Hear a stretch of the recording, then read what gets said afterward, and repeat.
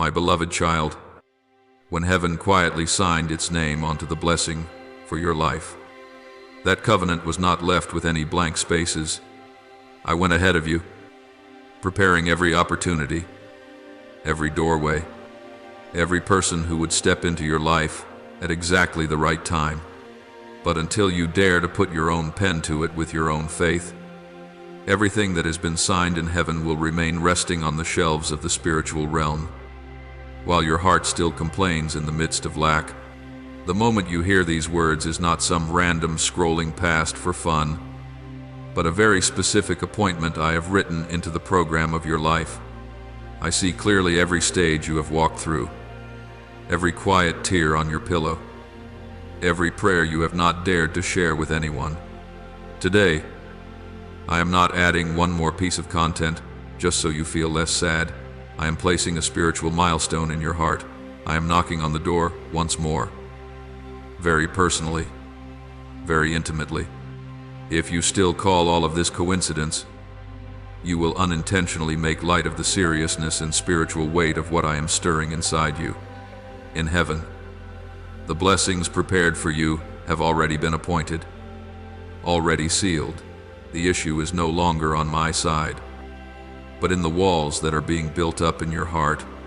In the spiritual treasury I have entrusted to you, there are the resources you need, the right connections with the right people, the opportunities that come at the right time, new ideas, peace, support, and even miracles that can change the direction of your life. None of these are empty promises. They are things already prepared, waiting for a willing heart so they can pour down. And yet doubt, bitterness, discouragement, and the voice that says nothing will ever change quietly become thick walls that lock up what heaven has already opened.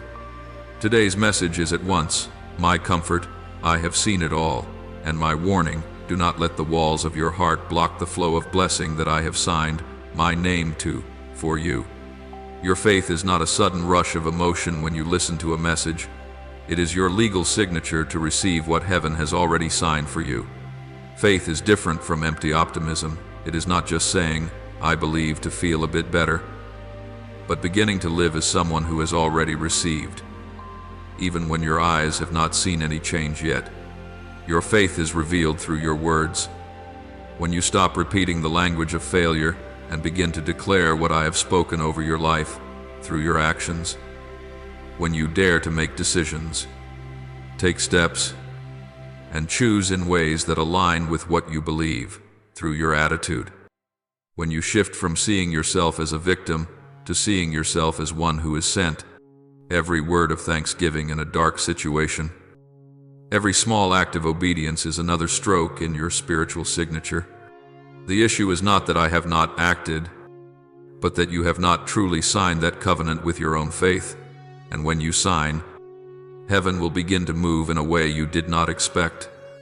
My child, this moment is not an accidental click, nor a random spare minute in your day.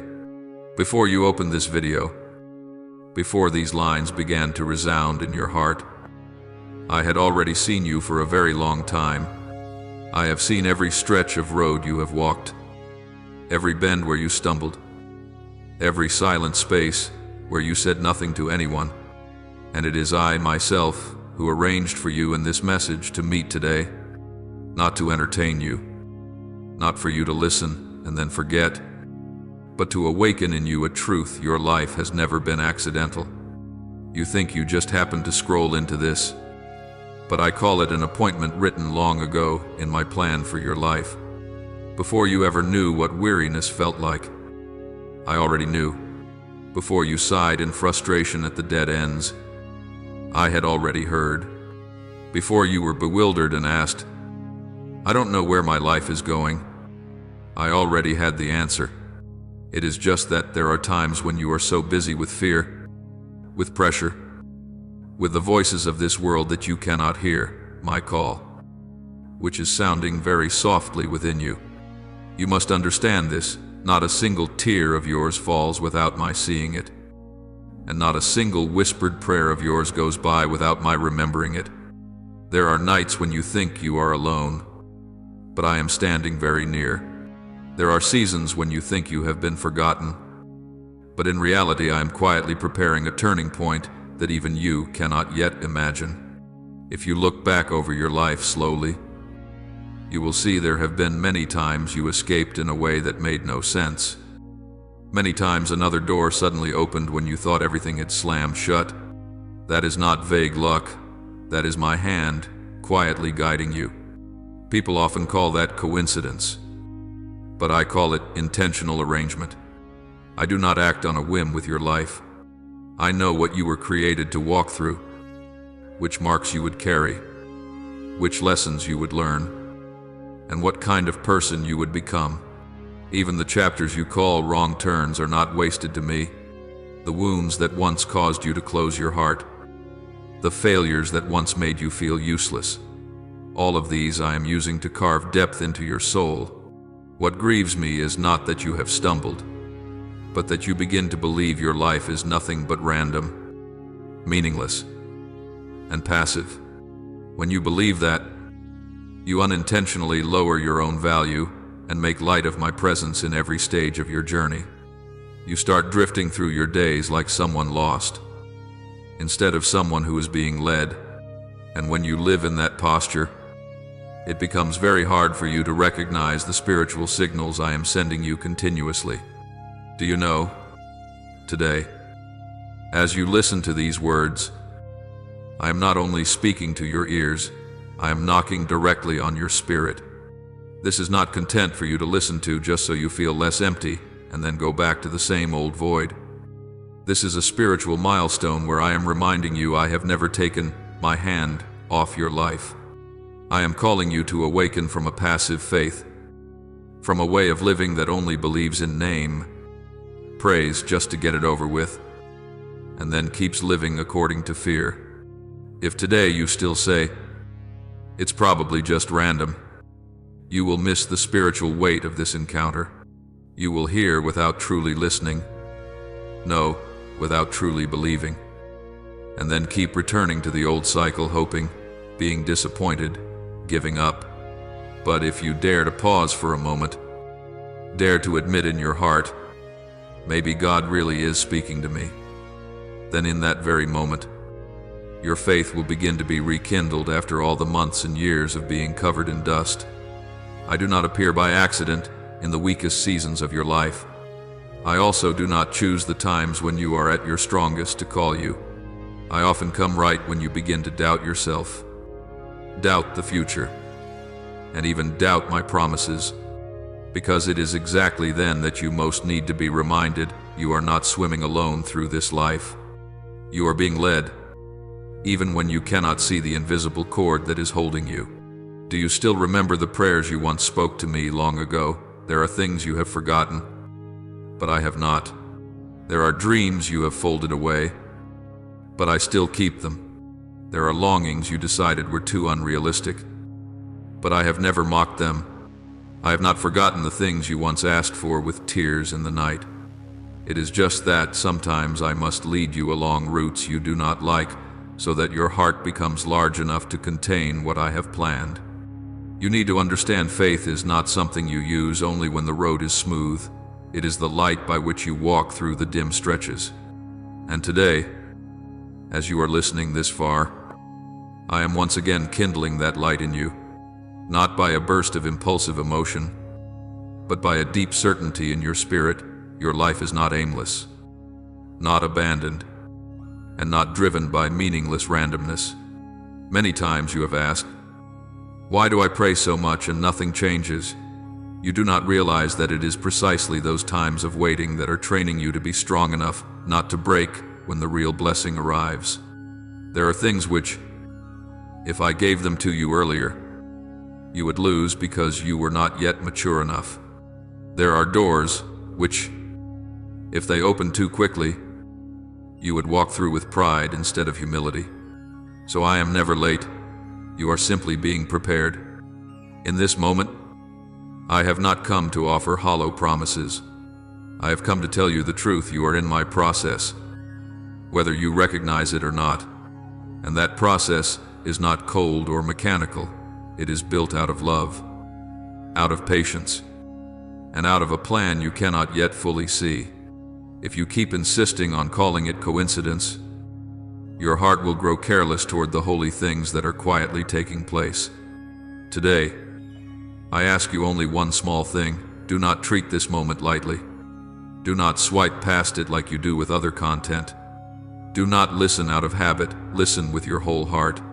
Because it may well be that in the very moment you think you are just watching for curiosity's sake, I am quietly resetting the compass of your life.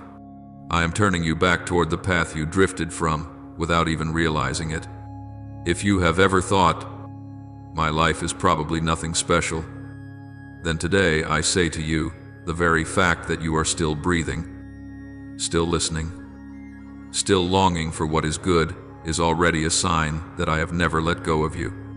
If you have ever thought you were not important, then the fact that I am taking this time to call you personally in this moment is the clearest answer. This is not coincidence. This is a spiritual appointment.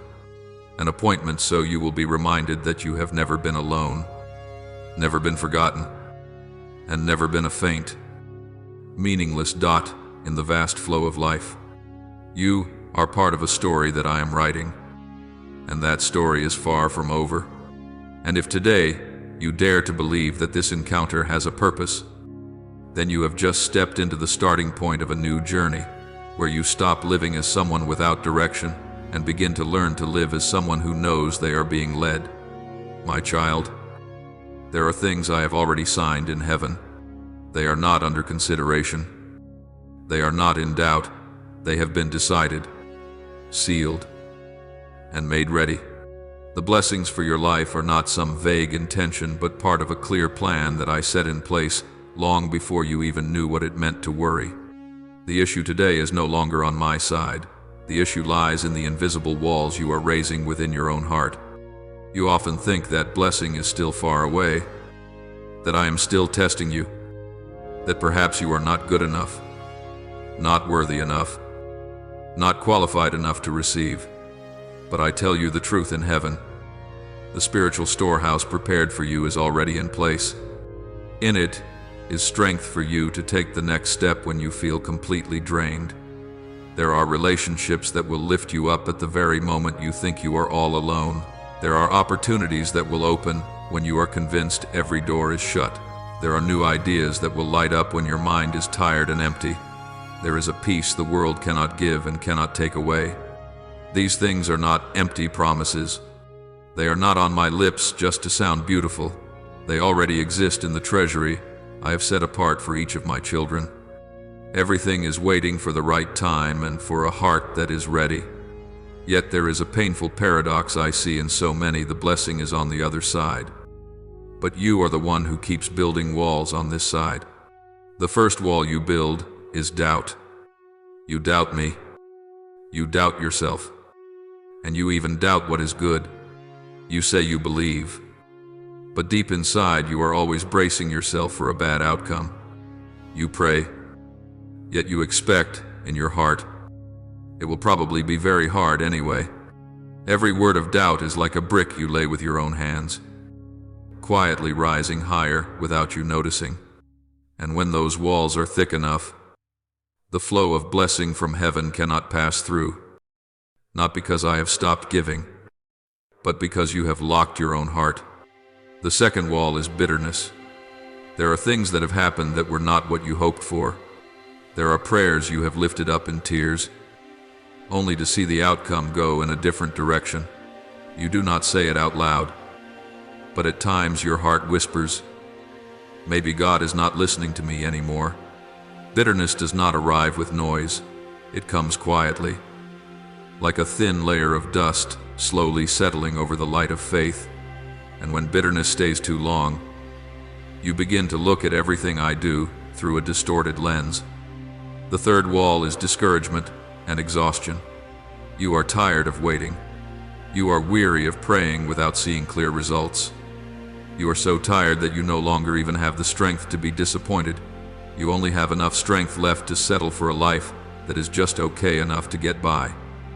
In that state, You begin to speak familiar lines.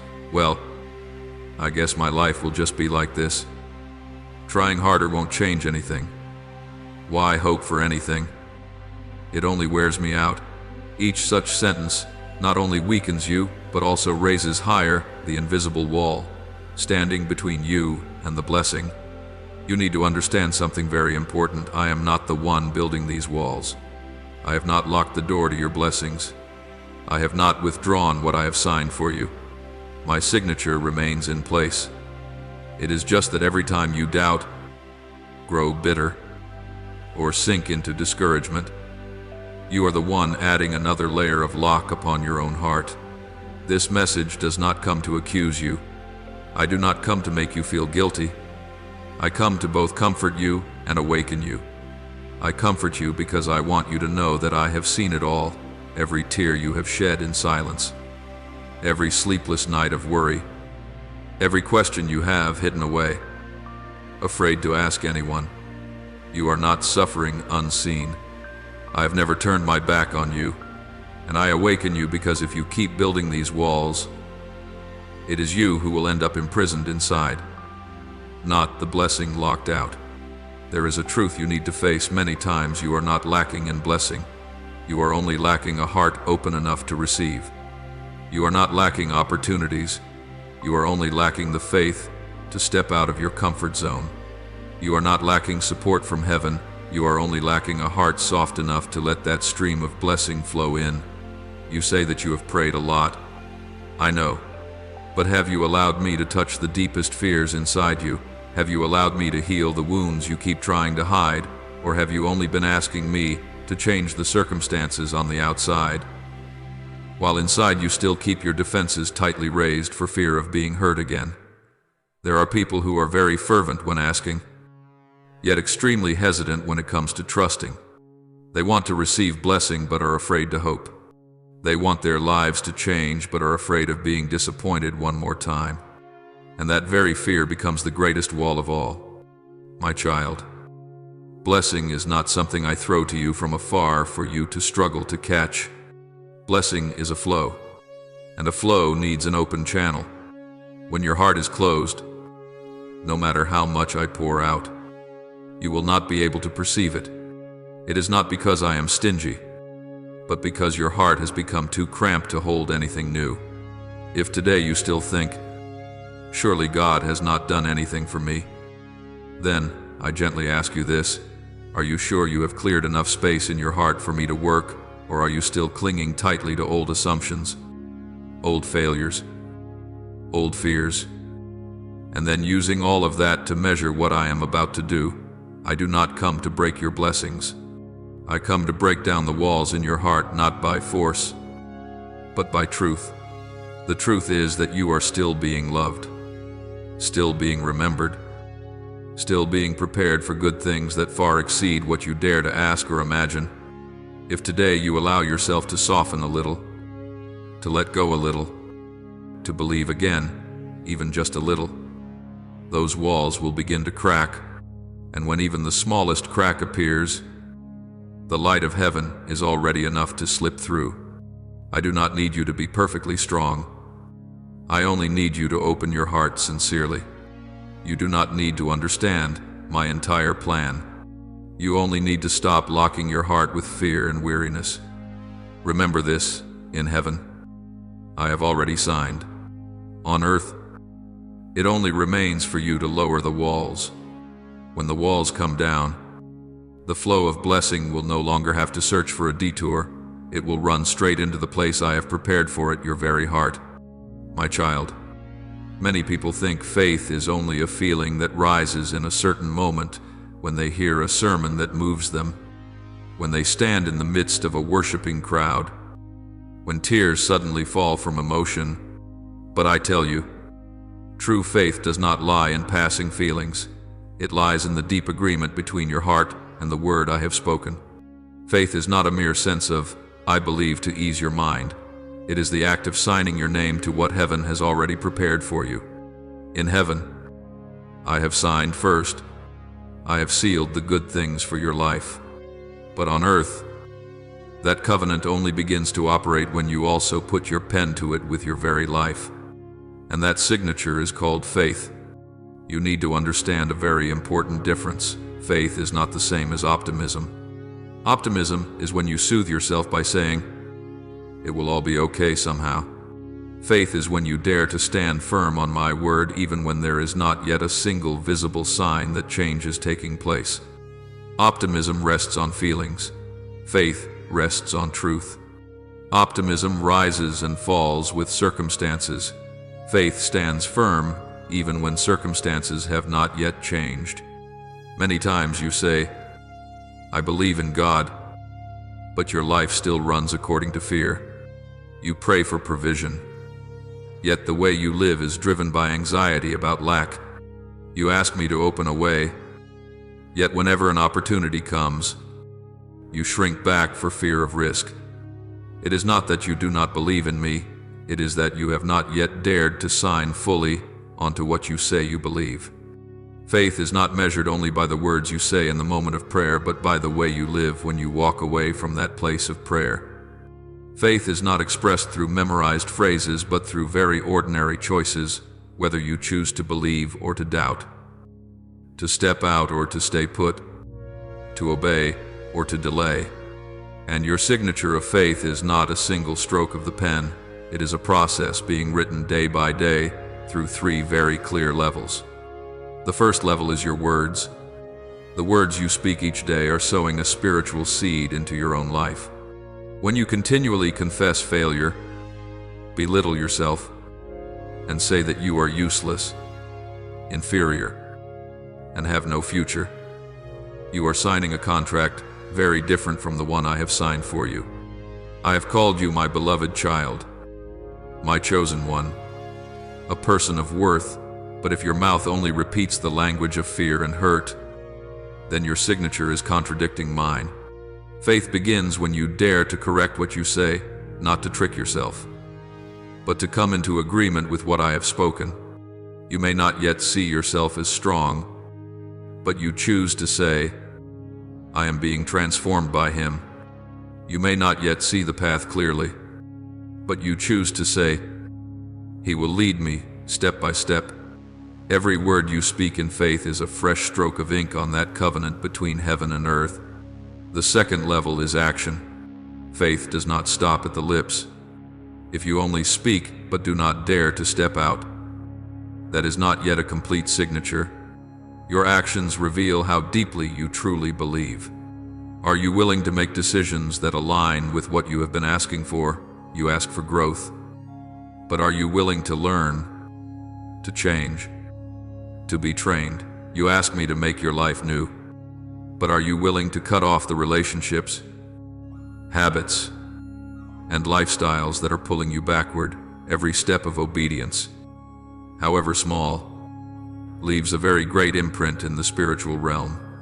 Some steps may look very ordinary on the outside, but in heaven they resound as a very clear yes from you. And when you walk in this way, you are saying to me, I believe not only with my words, but with my choices. It is precisely these steps that cause what I have already signed to begin to take effect in the reality of your life. The third level is attitude. There is another thing that is very important. Your faith is expressed most clearly in the way you look at your circumstances. When difficulties come, do you see yourself as a victim or as someone being trained? When you are rejected, do you see yourself as a loser or as someone being redirected when you have not yet seen results? Do you nourish an attitude of bitterness or an attitude of trust? I am not afraid of your weakness. I only fear that you allow a negative attitude to take root in your heart for too long. Because attitude is the environment in which faith either grows or withers. A heart that is always complaining will find it hard to recognize a miracle. A mind that is always pessimistic will find it very difficult to hear my voice when I am making a way. Every time you choose to give thanks while your circumstances are still unclear, you are adding a strong stroke to the covenant you are signing. Every time you choose hope instead of giving up, you are saying, I trust the Father's word more than I trust what I see. And it is precisely these quiet choices that keep your faith from remaining a theory and turn it into a living power. My child, many people complain, "Why hasn't the Lord done anything for me?" But I see very clearly that I have already acted. It is only that you have not finished signing your part. I do not force your signature. I honor you enough to wait for true agreement from your side, because I do not want to bless you as a passive recipient. But I want you to step in with the posture of a co-laborer with me. At times you think you need to have great faith before you dare to step out. But in reality, you only need to dare to take one small step in faith. And great faith will be birthed out of that very small step. No one has strong faith who has not once trembled in their first steps. No one dares sign a great signature who has never practiced with small strokes. Do not wait until you feel completely certain before you sign. If you wait like that, you may end up waiting a very long time. Faith is not when you feel you have enough, it is when you dare to believe while you are still lacking. Faith is not when all fear is gone, it is when you keep walking even while you are still afraid. And now, I tell you this truth, my part has been completed, your part is still waiting to be completed by faith. I am not slow. I am patiently standing and waiting for your signature, not to pressure you, but so that you may step in with the posture of one who freely chooses. When you sign, you not only receive what I have prepared, you also step out of your old image of yourself. You stop seeing yourself as someone who only knows how to beg, and you begin to see yourself as one who has been entrusted. You no longer live as someone who only watches the miracles of others, but you begin to become the main character in your own story of faith. And when that signature is placed down, even with a trembling stroke, even with much fear still inside, then, in the spiritual realm, a door has officially been opened. Things that had been lying still begin to move. Things you thought had fallen asleep begin to be awakened. Not noisy, not showy, but very real. The issue has never been that I have not acted. The issue is this: have you truly been willing to sign with your own faith? Yet, my child, when you put down the stroke of faith, even while still trembling, even before you feel fully confident, a very real shift has already begun in the unseen realm. Heaven does not stand still when you agree. Heaven does not remain silent when you obey. The very moment your heart says, "I believe," the whole spiritual system that your natural eyes cannot see is set in motion. Things that once stood still begin to move. Doors that seemed immovable begin to tremble slightly. Not noisy, not showy, but utterly precise and ordered. Angels are sent not to do vague things, but to carry out very specific assignments concerning your life. There are angels who go ahead of you to clear the way, removing obstacles your eyes cannot see, things which, if you had to face them head on, would exhaust you and make you lose heart. There are angels sent to soften hearts that once rejected you, turned their backs on you, or wounded you, placing upon you a strange favor so that even you do not understand why people begin to treat you with such kindness. There are angels entrusted with sowing into your mind ideas, strategies, and directions that your natural intellect could never have produced, so that you may step into things far beyond your former capacity. And then, in your everyday life, you begin to see what you call coincidences appearing more and more. An unexpected message arrives just when you are stuck. A puzzling invitation opens a path you had never considered. Someone returns after a long absence, bringing with them an opportunity you thought was gone forever. A decision that seemed small ends up pulling along a whole chain of great changes behind it. You call these things random, but I know they are signs that heaven is quietly moving on your behalf. You need to understand that when faith is at work, I am not only moving in heaven, I am also rearranging things on earth. People, circumstances, timing, environments, all are being set back into their proper places in the picture I am painting for your life. There are people who are moved out of your life, not to make you lose, but so that you will no longer be held by old entanglements. There are new people brought in, not to overwhelm you, but to lift you to a new level of awareness and calling. There are doors that close, not because I am rejecting you, but because you have outgrown those doors. Many times you complain, "Why is everything so slow?" You do not realize that much of what you call delay is actually a process of preparation. I prepare circumstances. I prepare people. And most importantly, I prepare you. If you receive too early, you will waste the blessing in shallowness. If you receive too quickly, you will drop what I give because you do not yet have the depth to hold it.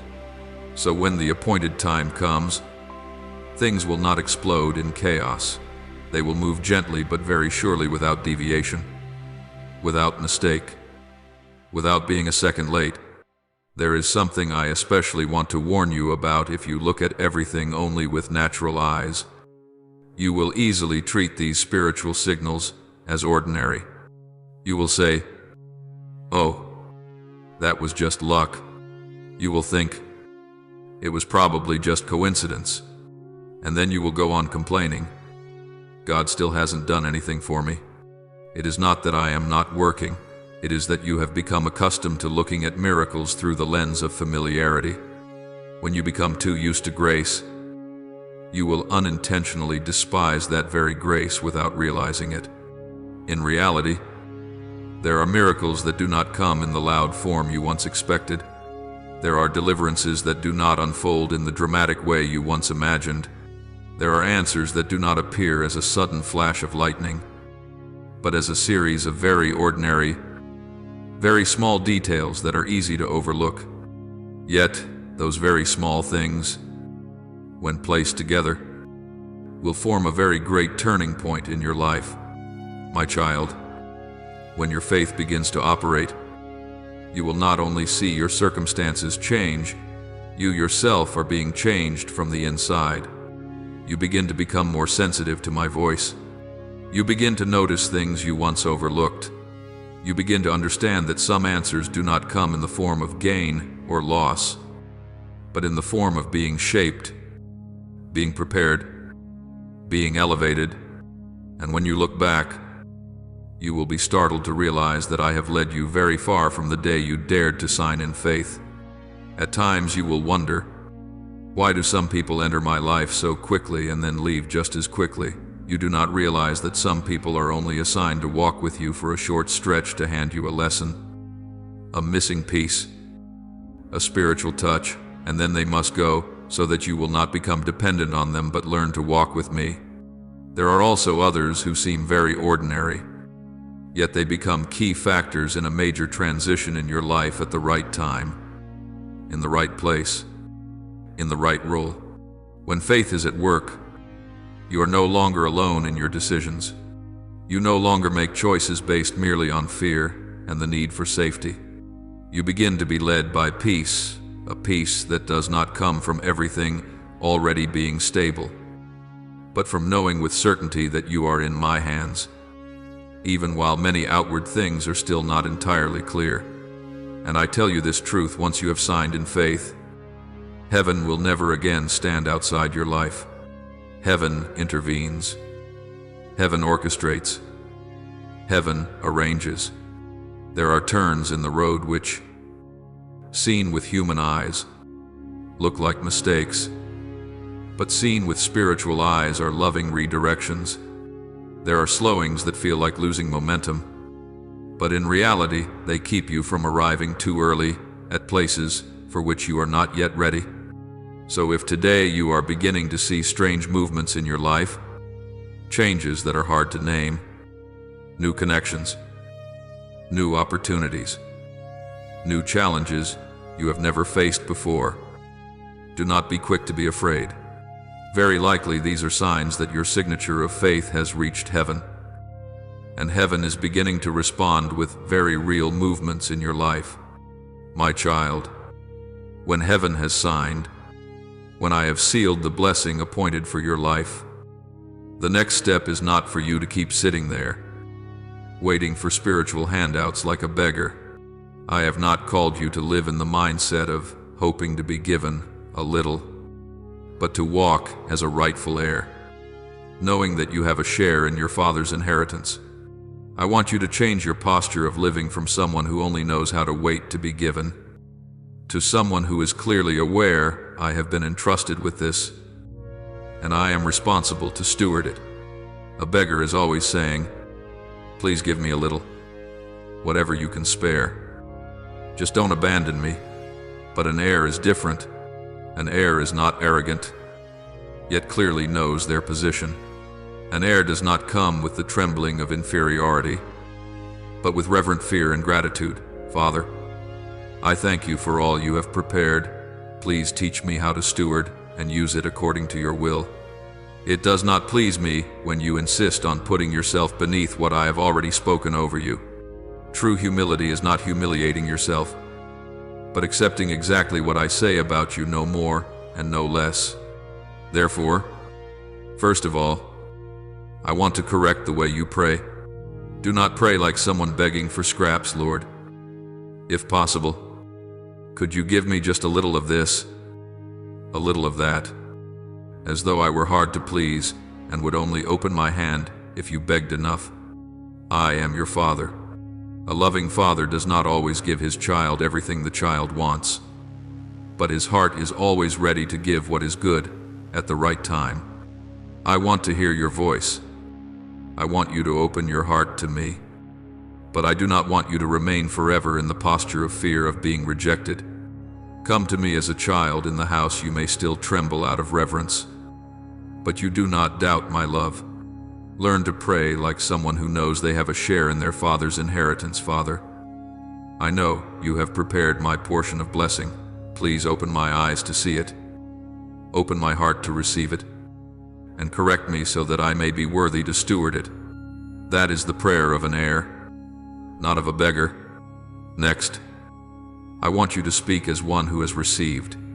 Your mouth has long been accustomed to phrases like, I am nothing. I can't do it. My life is probably over. This is all there is. Those words may sound humble, but in truth, they deny the work I am doing in you. An heir does not exalt themselves, but neither do they trample themselves down. Do not go on calling yourself a victim, one who is forgotten, someone who is always last to arrive. I have called you, my son, my daughter, so why do you keep calling yourself by the labels that fear and wounds have stuck onto you? From today, I want you to begin changing the language you use.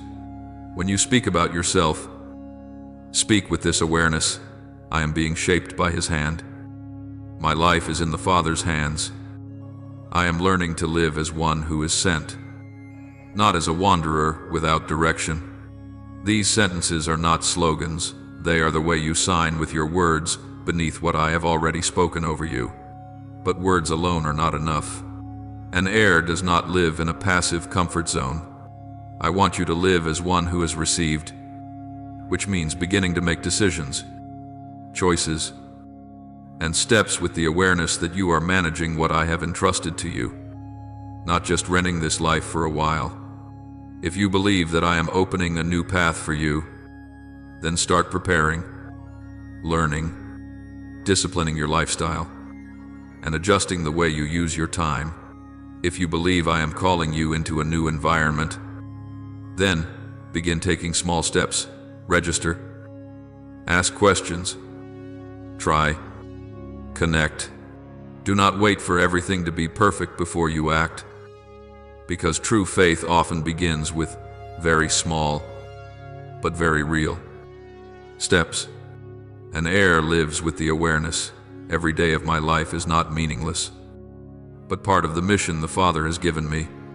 Therefore, you no longer make decisions just to get through the day, but to move closer to what I have spoken.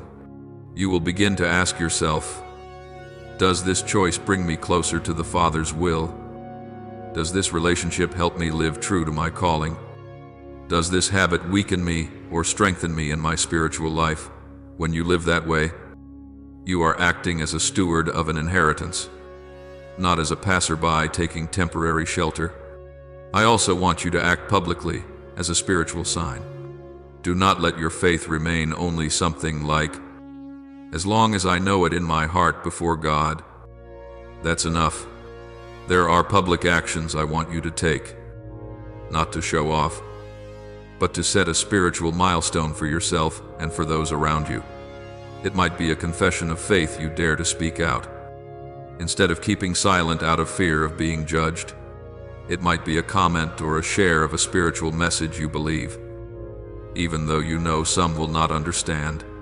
It might be the fact that you dare to step forward to apologize, to forgive, to start again, to sign up for a new act of service, to publicly step into a journey that until now you only dared to entertain in your heart. These actions may look very small from the outside, but in heaven's eyes, no action that springs from faith is ever small.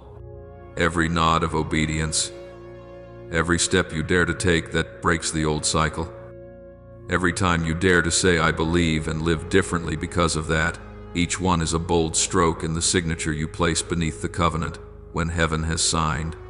People may not understand. They may judge. They may despise.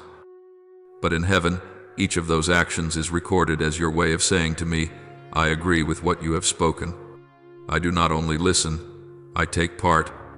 Yet I must also warn you of a very real danger if you remain forever in the position of one who is waiting. You will miss the role of one who inherits. If you stop at watching, listening, being moved, and then letting everything pass by, your faith will gradually become an emotional habit instead of a power that transforms your life. You will easily slip into a way of living where, year after year, you hear very powerful words, yet your actual life does not change. You will turn your faith into a kind of spiritual painkiller, instead of allowing it to become the driving force that leads you into a new life. I did not create you to live as someone who follows religion just to belong, but to become someone who truly carries blessing, light, and hope to others. But to do that, you must first accept that you are an heir, that you are entrusted. You must dare to step out of the mindset, I'm afraid people will think I'm a hypocrite. I'm afraid they'll say I'm putting on a show. I'm afraid old acquaintances will judge me for changing. The fear of being misunderstood can keep you in a safe shell, but it will also lock you inside the invisible cage of spiritual orphanhood. My child, if you keep being shy, withdrawing, and fearing the eyes of others, you will unintentionally live as though you had no father. Even though I have clearly called you, you are my son, my daughter. A spiritual orphan is always trying to manage alone, to hold everything up alone, to hide alone, to protect their image alone. An heir learns to lean, to walk, to act still trembling at times, yet with a deep inner knowing I am not alone. My Father takes responsibility for this journey with me. Today, I invite you to stand up. Do not live as a beggar at the door of your Father's house anymore. Do not remain outside just listening to the sound of the feast. When you have a seat at the table, do not ask only for a few crumbs of peace, a few fragments of hope, a few tiny rays of light. When I have prepared for you a rich inheritance in Christ, step in, receive, steward, live, and share. Sign not only with words, but with your concrete choices each day.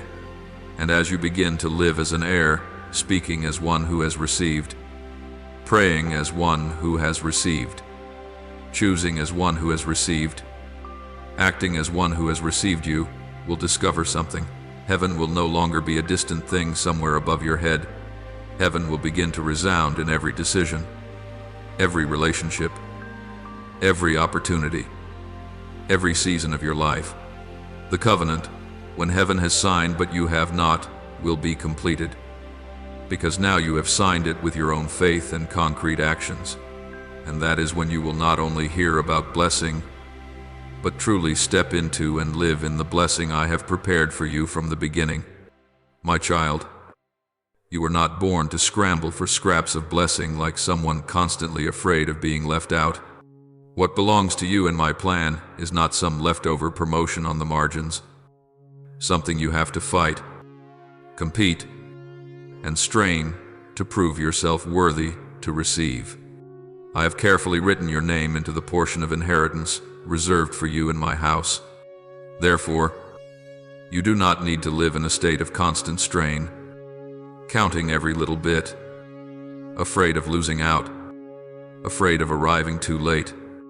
What I want from you is not anxious striving, but learning how to be still before me, to trust my heart, and to keep your own heart soft and open, so that what I have prepared has space to be poured out. When you stand in that posture, blessing is no longer something you have to seize, but something you know how to receive. There are many things I am holding in store for you in a realm your eyes have not yet touched. From your perspective, it may seem as though nothing is changing, but from mine, these spiritual things have already been prepared, like seeds lying beneath the soil, waiting to break through when the conditions are right. Your faith is the doorway, the drop of rain, the sunlight that awakens those seeds. When you choose to believe, when you allow your heart to open instead of building walls of suspicion and doubt, you are allowing what is still hidden to step into the light, to move from the unseen into the realm where you can sense, see, and touch it. I am not asking you to understand everything. I am inviting you to widen your heart, to shrink back less because you fear disappointment, to be less closed because you have been hurt, so that I have a path by which to work. I know there are many questions in your heart. Old collisions have taught you to protect yourself by raising walls, the wall of reason, the wall of experience, the wall of indifference. You say, if I expect little, it will hurt less. If I do not hope or wait for anything, then whatever comes will not make me fall. But my child, in closing your heart to pain, you have also unintentionally closed the channel through which I long to pour life, healing, and renewal into you. I do not come to take anything more from you. I come to restore what you have lost by staying in defense for too long. But if you keep wearing your old darkness as armor, the new light will struggle to find a way in. Today I am gently touching that fence and telling you, you can open it now, not flinging it wide all at once, but little by little. Open it with an honest sigh poured out to me instead of swallowing it back down. Open it with a simple prayer, Father, I want to believe again. Open it with a small decision to no longer belittle yourself, to no longer speak words that extinguish your own hope. Every such small movement in your heart I see, to you it may feel like only a passing tremor. But in the spiritual realm, that is the moment when the door begins to crack open and fresh air finds room to rush in. You cannot imagine how even a small change in your heart is enough to shift the spiritual atmosphere around you. When you listen with reverence instead of just listening to get it over with, the atmosphere in your room, in your house, in the very place where you stand begins to change. When you receive each word with gentleness instead of closing yourself off, heavy and tight, peace begins to spread, even if nothing on the outside seems different yet. I am walking slowly around your life like a skilled craftsman, adjusting each detail, loosening what is too tight, tightening what is too loose, straightening what has been bent by the blows of the years. All of this movement begins on the inside and then spreads outward. While you think it is only you and this screen, I am quietly working behind the scenes of your life. I am moving people into their right places. In your story, some must step out so that you are less dragged back into the past. And some I am bringing in to walk with you on this new stretch of the road. I am rearranging the opportunities you thought had slipped away, bringing them back in a season when you have grown enough to seize them. I am stirring the hearts of those you are about to meet, so that when you appear, the doors of their hearts will no longer be shut as before, and I am also leading you toward new doorways you have never considered, places where your old fears once kept you from daring to step in. You will begin to see things that seem random appear more and more often, an unexpected phone call coming at the exact moment you need a word of confirmation, an invitation that leaves you hesitant, yet aligns so closely with what you have been secretly praying for, an unplanned encounter that opens up an entirely new direction. You may still be used to calling these things coincidence, but I want to teach you a new language. Call them loving arrangements.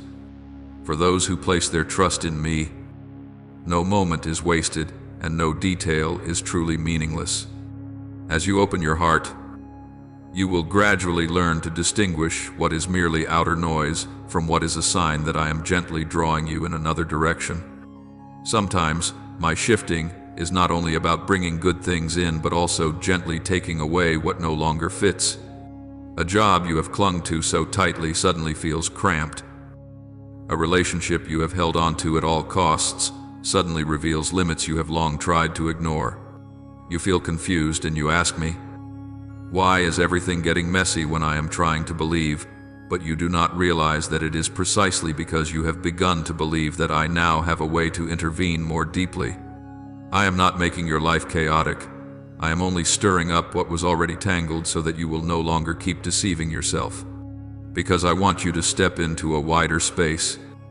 I cannot let you stay forever curled up inside the small, familiar room. When I rearrange the opportunities around you, I do not do it on a whim. I weigh carefully the timing, your capacity to endure, your emotional state, and even the deepest dreams within you that you yourself have forgotten. Some doors will not open the first time you knock, not because I do not hear you, but because I know that if they opened now, you would enter with the wrong posture. I could give you what you ask for, but I love you enough to delay, to wait for you to mature a little more, so that when you step in with gratitude and responsibility rather than with a mindset of conquering and then abandoning. I am also touching hearts, the hearts of those you think are hard as stone. Some hearts that once said no to you will quietly be softened by me. This is not so that you may be exalted, but so that my plan for you may continue. At times you yourself will be surprised to see someone suddenly treat you differently. Less harsh, less demanding, less cold.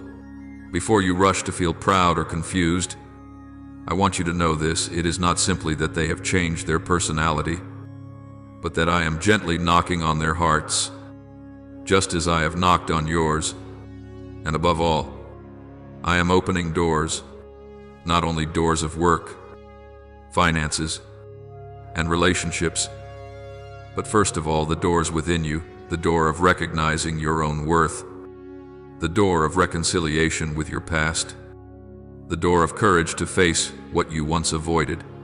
When the inner doors are opened, the outer doors will no longer overwhelm or frighten you. You will cross their thresholds with a steadier step, because you know you are no longer a child chasing after every new thing, but an heir walking toward what has been promised to you. So, I beg you, do not hastily rebuild the wall I am gently trying to take down. When something wounds you, do not rush to conclude. You see, believing is pointless. Instead, bring both that pain and that question to me so that they will not become bricks for yet another layer of wall. When you feel tired and ready to drop everything, do not retreat into silence. Tell me honestly, I'm tired, but I do not want my heart to grow hard. Please keep my heart soft.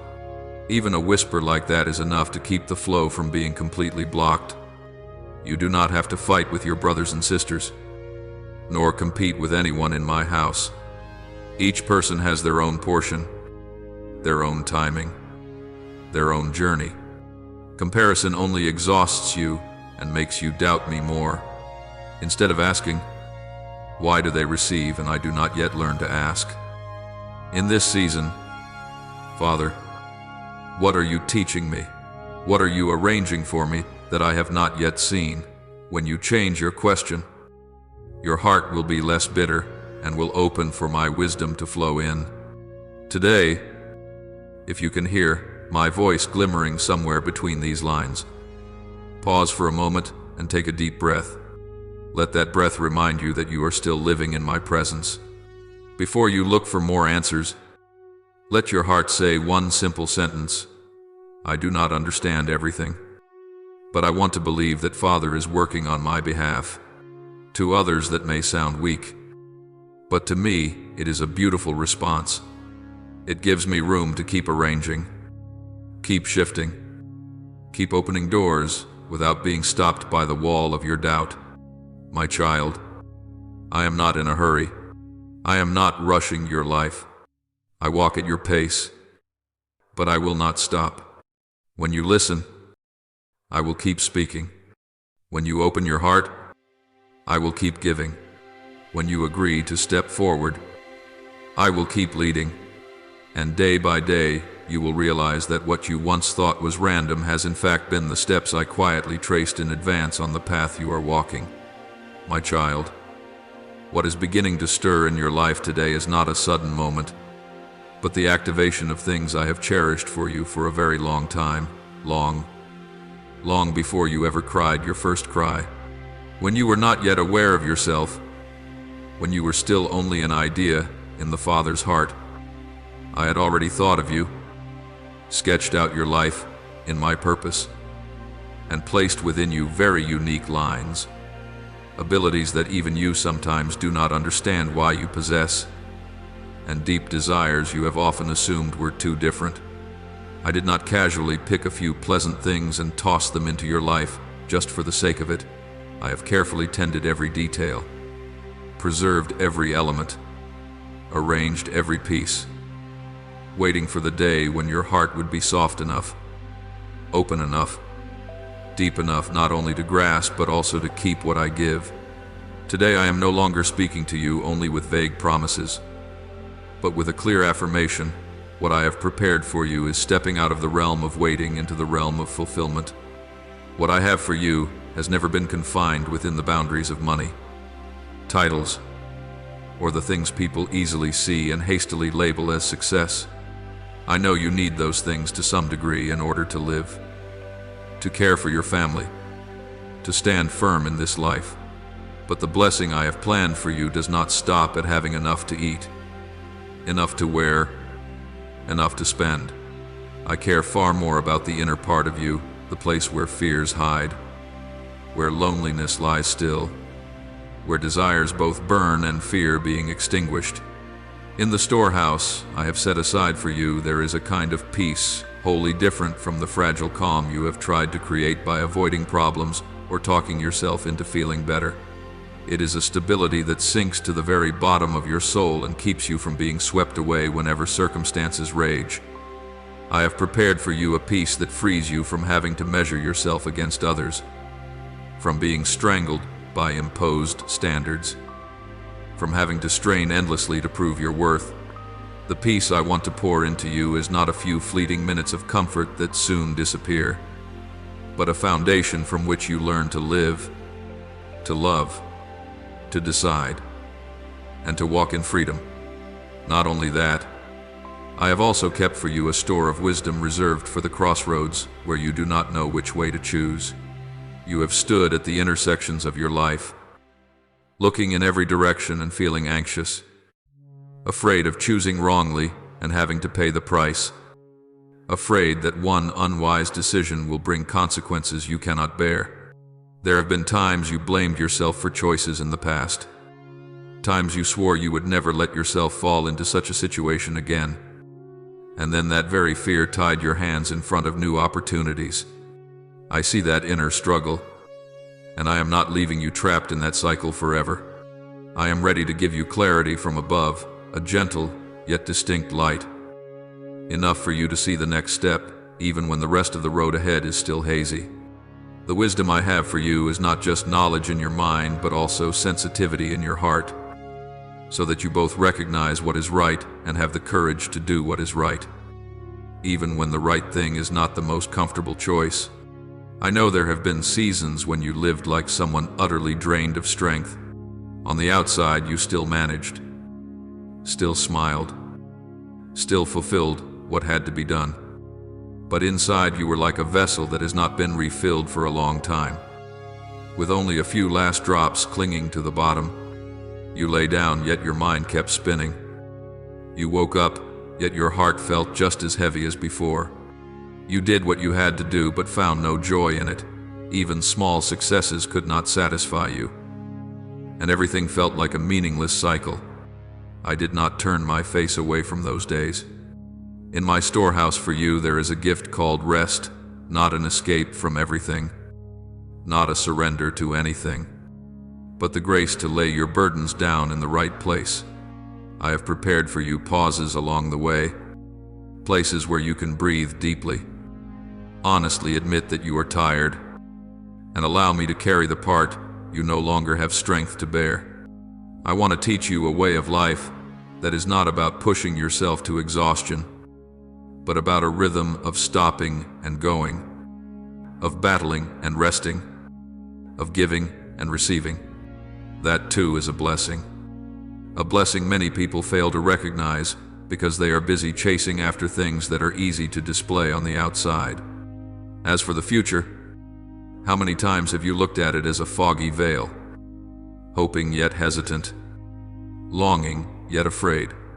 You sketch countless scenarios in your mind. You make plans, then erase them. You dream and then call yourself naive. I do not blame you for that. I understand you.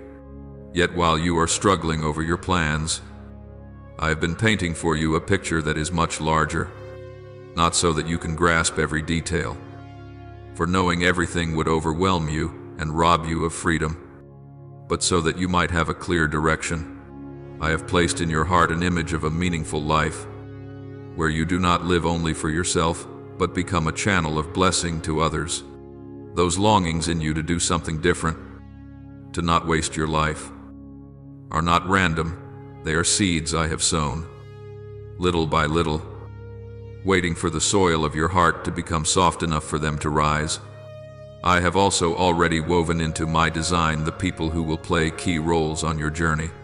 There are those I will use to pull you out of your old comfort zones, those who will help you rediscover the value you had forgotten, those who will hold up a mirror so you can see the shadowed corners that need tending, and those who simply stand beside you to embrace you when you feel utterly alone. There will also be hearts that once closed themselves to you, that misunderstood you, that wounded you. But when my appointed time comes, they will change the way they see you. And in the very places where you were once rejected, you will experience a new welcome. Every encounter, in my hands, carries meaning. Even the farewells you thought were only loss. I have already woven a network of relationships around you, not so that you cling to people, but so that you may recognize this when I open a new season. No one and nothing can shut it. Through all these years, I have quietly gathered every experience, every ability, every wound and every victory of yours to become the capital for your next stretch of road. The jobs that seemed unrelated, the attempts you started and then abandoned, the failures that made you ashamed, the small successes that left you confused about whether to rejoice or to fear. None of these are fragmented in my sight. I see how each of them is shaping you into a deeper, truer, more resilient version of yourself. No step is meaningless if it has been placed into my hands. Many things you thought were backward steps have in fact been helping your roots go down deeper, so that when I lift you up, you will not be easily shaken just because the winds of life blow hard. You may ask, if you have prepared so much, why am I only beginning to sense it now, my child? Blessing is not only about my readiness to give, but also about how ready you are to receive. Your heart is like a vessel. If it is still full of resentment, full of comparisons, full of confusion, full of the craving to prove yourself. Then even if I pour out my blessing, it will easily spill over or become distorted. That is why I have patiently waited for you to grow from the inside. Waited for you to realize that some things cannot be solved by reason or human strength alone. Waited for you to learn how to return to me, not only in desperation but also in the ordinary days. I have waited for those moments when you bow your head and say, I am not enough. But Father, you are enough. I do not understand everything, but I choose to trust. Those whispered words of yours are the signs that tell me the vessel has begun to empty, to be ready. Today I see that within you there is no longer the same raging storm as before. Your worries are still there, but they no longer rule you as strongly as they once did. Your wounds are still there, but they no longer make you push me away as they used to.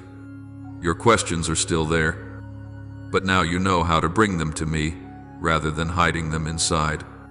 That change, whether you realize it or not, is a great step of spiritual maturity.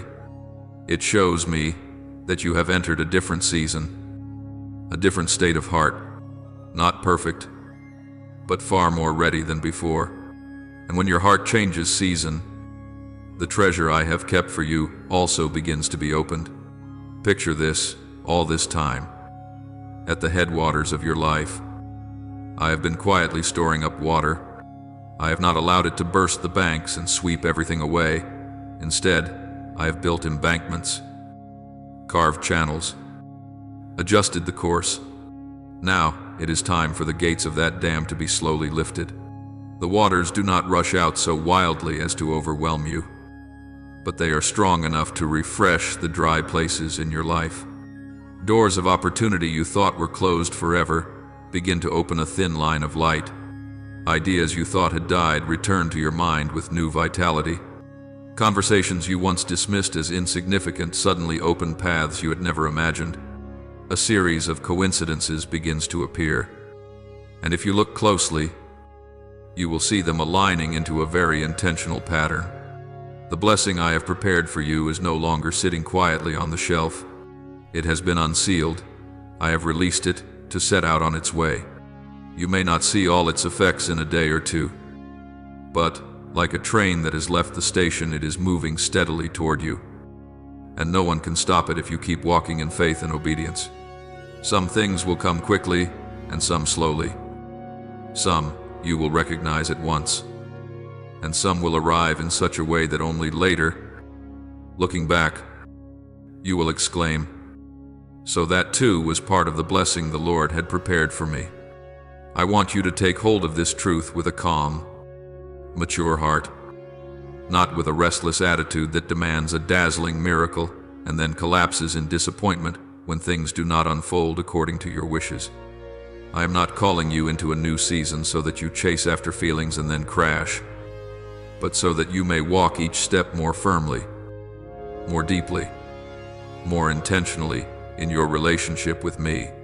When you understand that what is opening before you is the result of a love that has been preparing for a very long time, you will no longer need to compare your portion with that of others, no longer cling frantically to anything for fear of losing it, no longer be thrown into confusion when something is temporarily closed.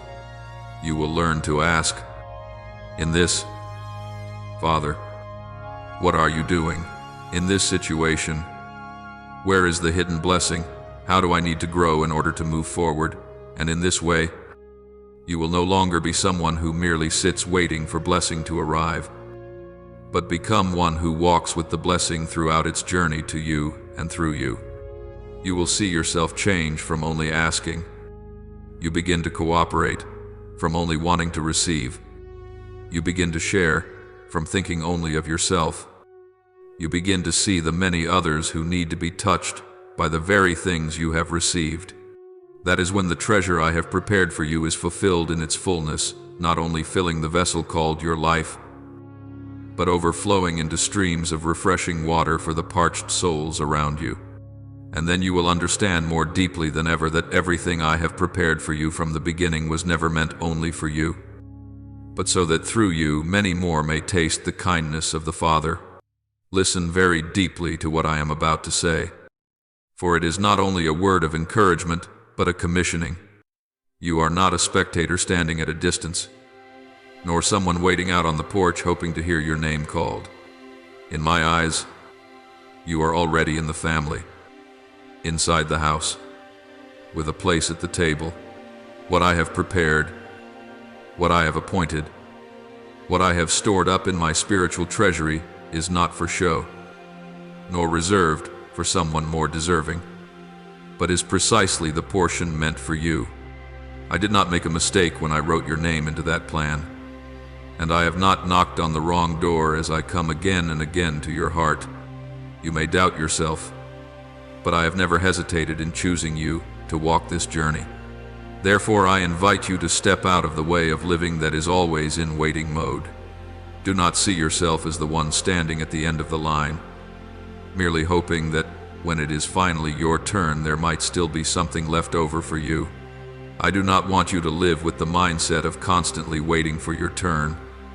I want you to begin to see yourself differently as someone who has already been given a portion, already been called by name, already had a responsibility and a privilege placed into your hands. When you keep thinking, "It probably isn't my time yet," you are the one holding your own feet back. Even though I have already opened the road in front of you, begin to think, choose, pray and work as someone who is standing inside the promise, not someone standing outside wondering whether they will ever be allowed in. I want to correct the way you speak about yourself and about me. Do not let your mouth constantly utter words of lack, of fear, of unworthiness. Every time you call yourself small in a way that despises your own life, every time you speak about the future with a disappointed tone, you are telling a story that contradicts the story I am writing. I am not asking you to ignore your limitations, but I want you to see those limitations in the light of my grace. A steward of the master's estate does not boast of being rich, but neither do they say they are empty-handed. They know the wealth is not theirs, yet they have the right to use it and to care for it. So it is with you. Everything I have entrusted to you, your gifts, your opportunities, your experiences, your wounds that have been healed, the lessons you have paid for with tears, is the capital I want you to use to bear fruit for my kingdom. Do not keep going as if you had been left behind, abandoned, with no one to stand behind you. I did not send you into life by throwing you like a child into a crowded marketplace and telling you to fend for yourself. When you step out of bed each morning, I am there before you.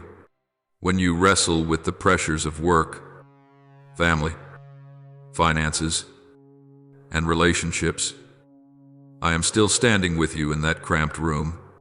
I am not merely observing, I am involved. Yet what I am waiting for is that you dare to believe you no longer have to strain under the load like someone who has no one to uphold them. Learn to walk as a child who knows their father is present, even when you do not always feel it. My presence does not depend on the fleeting emotions of your heart, but on the covenant I have made. I am the one who does not withdraw what I have promised. I am not like the hasty promises of people, spoken to sound good and then forgotten. Nor do I operate according to the clock of human emotion, generous when happy and tightened when sad. My heart is steadier than your feelings, and my plans are more enduring than the dizzying changes of your circumstances. There are times you think I am slow, but if you could see the whole picture, you would know that I am keeping time exactly at the right hour, with the right people, in the right place. I do not arrive early in a hurried, frantic way, nor do I come so late that you are left to struggle yourself to exhaustion. I step into the middle of it at the appointed moment, sometimes at the very second you think you cannot bear it any longer, so that you will etch into your heart that it is I who uphold you. Not luck, not other people, not your own strength. What I entrust to you is not just a few comforting words to ease your sadness. I have placed within your heart a treasure of experience, the days you fell and stood up again, the times you thought all was lost and yet were restored, the cracks in your soul that I have touched and slowly healed. None of this is for you to hide away, but to become a stream of water refreshing other parched hearts. You are not merely someone who survived the storm, you are a witness of grace. That is why I say you have been given a portion in this story, not only to receive but also to give, not only to listen but also to speak, not only to be lifted up but also to lift others. Do you know how many souls are now standing where you once stood? How many are curled up in the corner of a room, staring at the ceiling and wondering if they matter to anyone at all? How many go to church, attend gatherings, play spiritual videos, and yet deep inside carry a smoldering doubt? All of that is surely for someone else, not for me. You yourself have been there.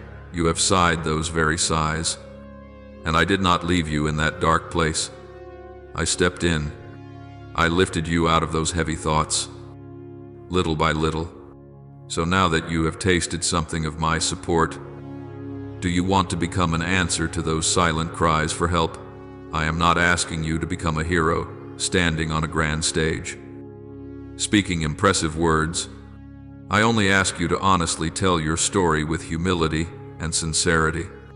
The message I have placed in your hands is not a polished speech, but your true story, soaked with tears, marked by the times you collapsed, the moments you wanted to give up, and above all, the small yet grace-filled moments when I pulled you back up. When you are willing to open your heart and share, you are telling the world, if the Lord could do this for me, He can do the same, or even more, for you.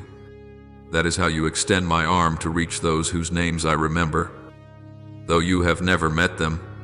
Every time you share a word of encouragement, a scripture, an experience of faith, a brief prayer for someone, do not think you are losing something.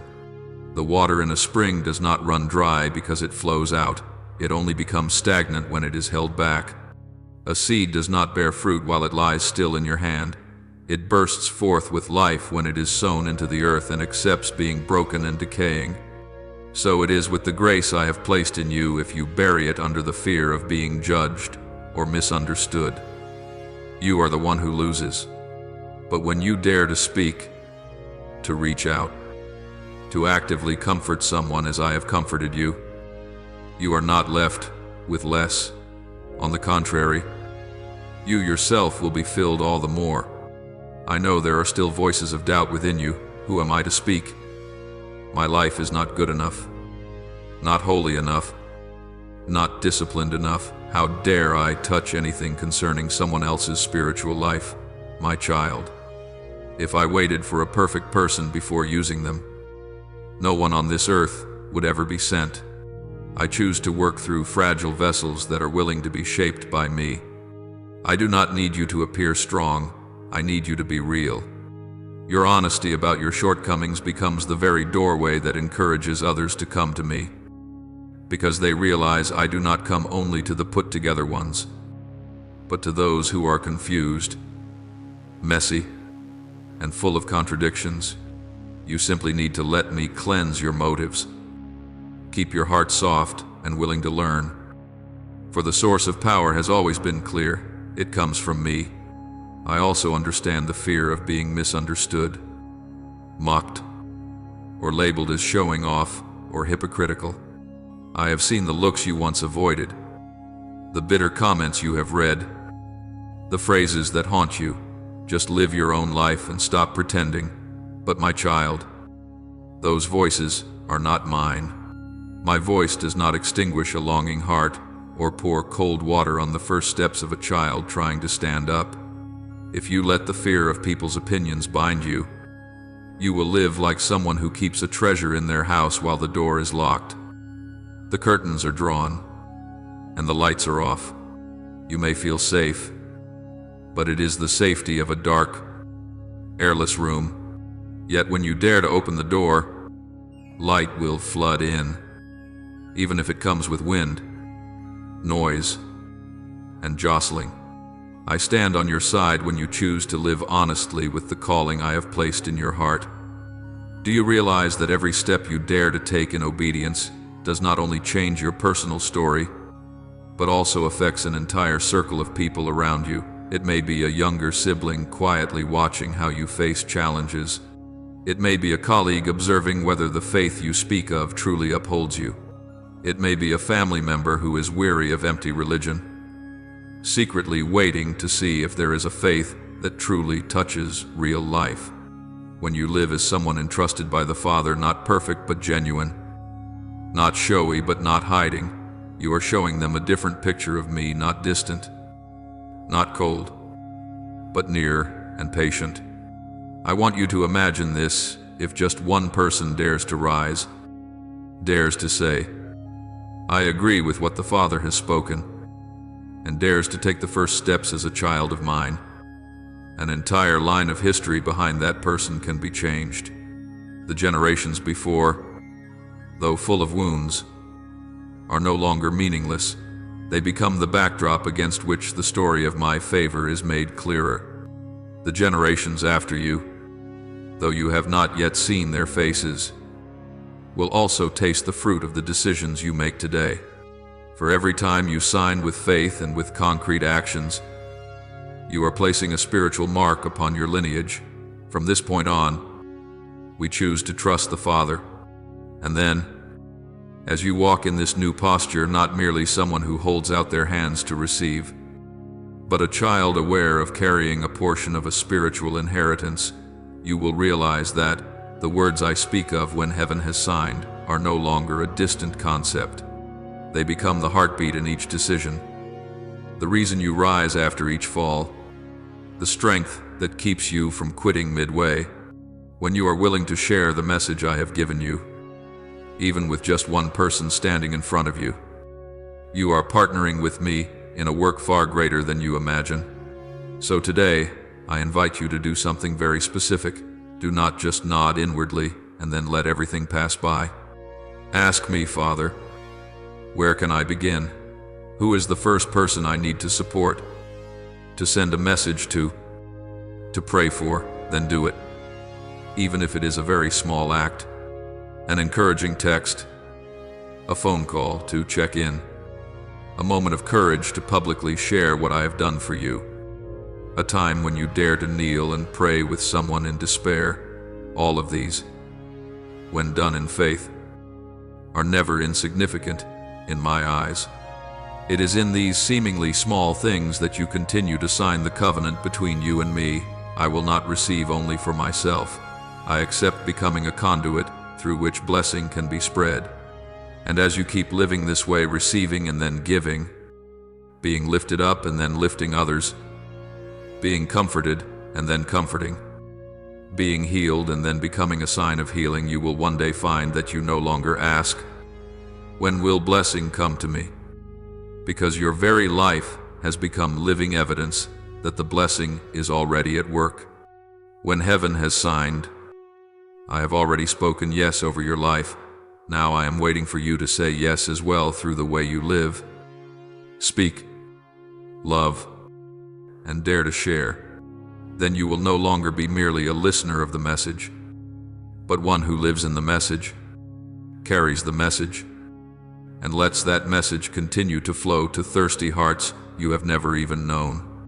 And when you begin to open your mouth and speak what I have inscribed in your heart, when you dare to tell another person what you have heard, seen, and experienced in me, in that very moment you are reaching more deeply into your own spiritual inheritance. Each time you share, it is not just an ordinary conversation, it is an act of confirmation. I truly believe what the Father has spoken over my life. It is not by chance that you understand these truths, nor is it accidental that your heart trembles when you hear about blessing, about faith, about living as an heir. It is all because I have taken the initiative to draw near, to open your eyes, to patiently teach you through a long journey. Some stretches you remember, others you have forgotten, but I have forgotten none of them. I have signed the covenant over your life with my love and my goodwill. I have set heavenly movements in motion to prepare the way for you. I have allowed you to see signs, answers, and turning points which, if you look back, you will recognize that none of them were random. Now, when you lift up your voice, when you boldly share with another heart, what you speak is not mere information, but evidence that this covenant has begun to live and breathe within you. Do you realize that every time you tell a weary person that they have not been abandoned, you are also reminding yourself that you are not an orphan in the faith? When you encourage someone who wants to give up that the Lord is still at work, you are also rekindling within yourself the flame of hope that the storms of life have tried to extinguish. Every time you use your own experience to comfort someone else, saying, "The Father is still listening. The Father still sees.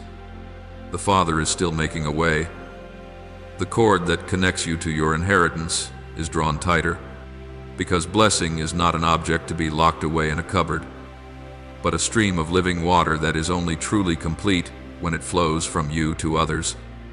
When you let the truth pass through your lips, through your heart, through the way you love and lift up your brothers and sisters, in that very moment you are living as a steward of an inheritance, no longer as someone who only comes to ask for a portion for themselves.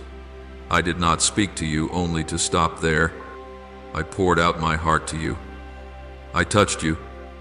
I drew back the curtain so you could see deeper layers of meaning, so that you would not keep it only for yourself, but become a bridge for those who are thirsty and do not yet know how to name their thirst. I signed the covenant of blessing over your life, not only so that you would be comforted, but so you would become one who carries comfort to other souls. I have been willing to stir the heights of heaven, to dispatch angels, to arrange people and timing so that you could step out of your old position and into the place of a child, of one entrusted, of a witness to the truth. I initiated all of this before you ever knew you could use your life for more than just getting by. Now, the rest no longer lies with me, but with your decision.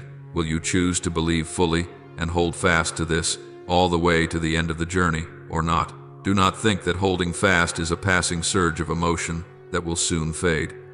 Holding fast is, each day, in very ordinary situations, choosing again to take your stand on my word. When circumstances have not yet changed, you still choose to speak according to truth, rather than repeating the despairing voice of the world. When you do not yet see a door opening, you still choose to prepare as someone waiting to have their name called. When you are tired, you remain faithful with the small steps I have given you, instead of throwing everything aside and saying, "I give up." Holding tight is not gritting your teeth to appear strong. It is continuing to cling to me, even when your feelings sink and your heart wants to step back. Every moment you still keep my word in your heart. Still remind yourself that the Father has promised, has signed, and does not go back on his word. That truth sinks deeper roots within you and gradually becomes the natural reflex of your soul. With each day that passes, if you choose to let this truth keep growing, it will slowly transform the way you think, the way you feel, the way you see yourself and your life. It will no longer be just a lesson you have memorized, but will become your spiritual breath. In the past, when you faced difficulties, you reacted with fear, doubt, and complaint. But gradually you will find that you know how to pause, breathe deeply, and ask, "Father, what are you teaching me through this? What have you already signed over my life that this circumstance cannot touch?" At that point you will see that you are no longer so easily swept away by negative words, no longer drowned by waves of information, bad news, and anxiety as before. The truth about your identity as an heir, about the covenant I have signed over your life, about the fact that you are not merely waiting but have already been given, will become your anchor in every season. You are part of something that surpasses all the limits of time. You are not living merely for a few brief decades on this earth and then that is all. In my eyes, you are joined into a story that was written before the world was created and that will continue to resound for eternity. When you agree to step into it, when you live as an heir and not as a passerby, your very life becomes a living line of text in the narrative of the kingdom of heaven. You are not only one who hears stories about grace, you are the evidence of grace. You do not only recall the miracles I have done for someone else, you yourself are the proof that I still act, still change, still rebuild what seemed ruined. Every time you tell your story, every time you honestly share about your journey from fear to trust, from insecurity to standing firm in your identity as my child, you are declaring to the world that my word does not fall to the ground in vain. Do not underestimate the value of a child who knows to whom they belong. In a world full of noise, there are many voices that deny me, words dripping with sarcasm and doubt, and more than a few hearts that have grown cold, frozen by hurt and disillusionment. In the midst of that, the sight of a child who still bears scars, who is still walking through trials, yet stubbornly clings to the promise, still chooses to behave as one who is loved, still chooses to forgive, still chooses to walk uprightly, that is itself a miracle. You do not need to be perfect to bear witness to me. You only need to be honest about your journey and let me shine through what you already have. Even the parts that seem weak can become the very places where I display my strength. Today, I want you to understand that you no longer have to define yourself by old labels: failure, forgotten, unworthy, always behind everyone else. Those labels do not come from me. I did not write those words over your life. I call you by another name, my son, my daughter, the one I have chosen, the one I trust to be entrusted with my work. And when I say that you are a witness to my word, it means that everything I speak will have a place to be fulfilled in you. Not so you can boast about yourself, but so that you may become a mirror reflecting the goodness of your Father in heaven. You are not a copy of anyone. In you there is a unique weaving of wounds, blessings, experiences, and events I have allowed, forming a very particular voice that I will use to reach those whom others cannot reach. You will find that when you live as someone who has already received the promise, you no longer stand in the posture of counting each day and each month to see what the Lord has done for you. Instead, you begin to ask, how can this truth flow through me today? To whom can I reveal the Father today? What small stretch can I walk forward in my calling? Your question is no longer, when will I receive, but becomes, how will I steward what I have received? That shift in your thinking will bring about a great change in your attitude and your actions. You will complain less, compare less, envy less. You will begin to cherish what you already have, to recognize my hand in small things, to give thanks for steps forward even when they are very small. And you will also learn to rejoice when you see others step into blessing, because you understand that the inheritance I have prepared for my children never runs out. I want you to remember that every moment you choose to trust me instead of trusting your fear, you push yourself further out of the shadow of one who is merely waiting and step closer to the image of one who is entrusted. Those who only wait are passive, easily discouraged, easily disappointed. Those who are entrusted are awake, attentive, listening, ready. You begin to live with the awareness that no action of yours is meaningless if it is done in faith. A word of encouragement you send someone, a comforting message, a hug, a prayer whispered in secret, a decision to tell the truth instead of lying because it would be easier, a moment when you accept a little loss to keep your conscience clear. All of these carry weight before me. These things, gathered day by day, are the very way you keep signing your name to your covenant. You also need to know that the journey of living as an heir will not always have the wind at your back, but you will find that you are no longer alone. My presence with you is not just a theory. In the moments when you almost want to let go, when you feel you are speaking about hope to others while your own heart is sinking, remember that I do not stand at a distance and judge. I draw near and remind you that I, myself, am the source of all perseverance, all steadfastness, all hope that does not disappoint. I do not ask you to generate strength out of yourself. I invite you to return and receive fresh strength from me, so that you can go on living as someone who has been called by name, not an anonymous number in the crowd. My child, today is a new milestone. From the moment you decide not to keep placing yourself in the position of waiting to see what God will do for me, but shift to the position of, I want to cooperate with the Father in what He is doing. From that moment, your life enters a new chapter. You begin to live with the consciousness that the promise already bears your name. The blessing has already been signed.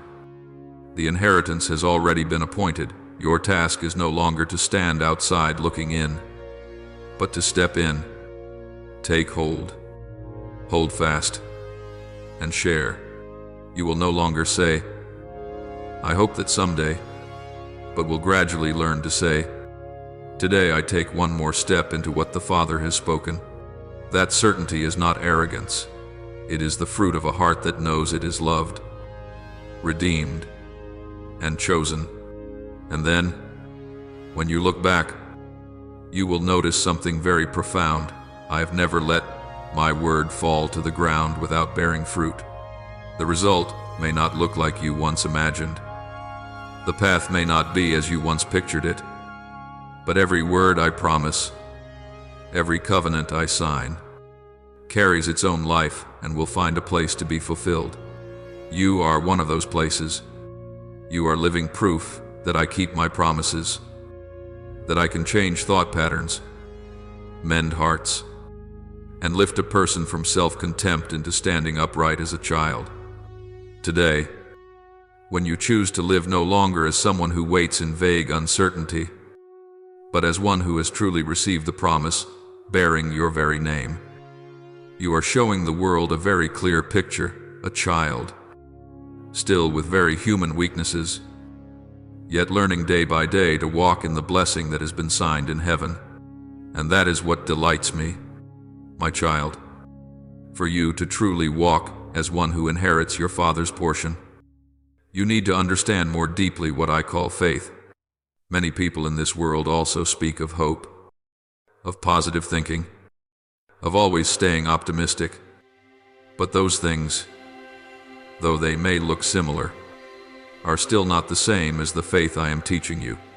Positive thinking only tries to repaint your circumstances, while your faith puts its focus on me, the one who does not change, no matter how circumstances shift. An optimistic mindset only tries to look at the bright side of things. But faith clings to my word, even when everything before your eyes is still unclear. Positive thinking helps you be less pessimistic. But faith is the decision of your heart that says, I choose to stand on what the Father has spoken, even when my feelings, my logic, or my past experiences are saying the opposite. Faith does not stop at the sentence, I believe in God, and then afterward, you go on living as if you had never received anything. Faith is when you let your whole life answer that you believe what I have said is real. Every word you speak, every choice you make, every way you respond to trials declares, I treat my Father's word as reality, not just a beautiful theory. Faith is not a spiritual slogan you repeat to feel less anxious. Faith is when you align the whole rhythm of your life with the promise I have placed over you, as if it had already come to pass. You manage your time differently. You treat yourself differently. You look at the future differently, not because everything around you has changed, but because deep inside you believe that heaven's decision has already been issued. In the spiritual realm, Every time you choose to trust me instead of trusting your fear, you are adding another bold stroke to the covenant between you and me. When your mouth speaks words of trust, that is the opening line. But when your feet walk in what you have just declared, when your hands act on it, that is when your signature becomes clear. You say you believe I will take care of your life. But true faith is revealed when you dare to leave old compromises, dare to let go of safe paths that grieve my heart, to choose the path I lead you on, even when it seems risky by human standards. You say you believe I am the healer, but the signature of faith is written when, in the midst of pain, you still give thanks, still wait on me, still choose not to release words of complaint. It is precisely that unity between your words, your actions, and your inner posture that makes your faith no longer a vague idea, but a living seal. There are times when your eyes see nothing but delay, slowness, and silence. You pray, you wait, but before you, there is no sign that what you hope for is drawing nearer. It is in such seasons that genuine faith is refined. Faith is not waiting until everything becomes clear before you rejoice. Faith is knowing that, even though you do not yet hold it in your hands, my decision has already gone forth, and you can rejoice now because you believe that I do not break my word.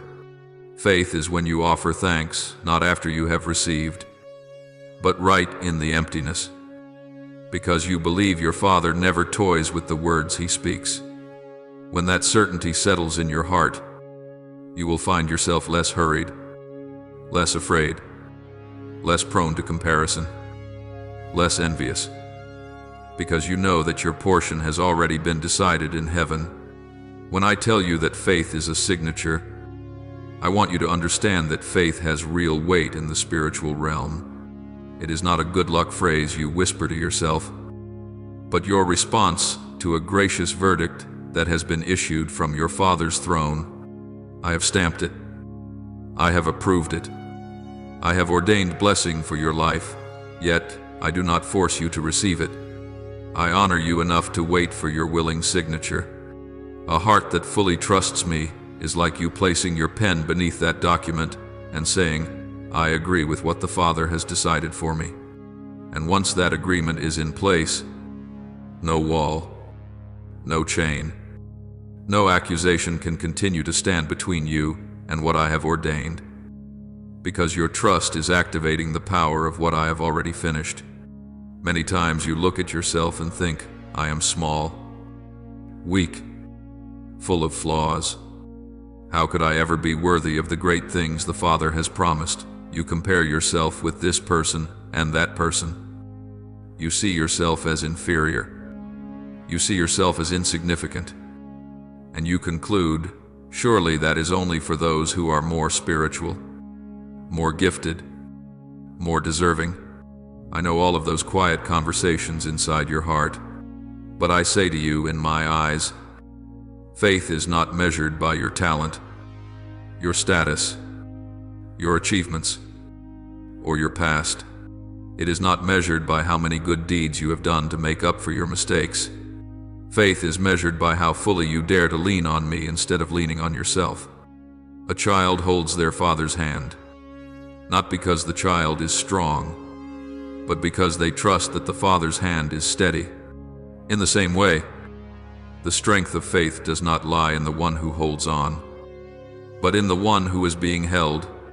All it takes is a simple heart that knows I am not enough, but my Father is enough, and that faith, in my eyes, is worth more than a mountain of reasoning or an ocean of knowledge.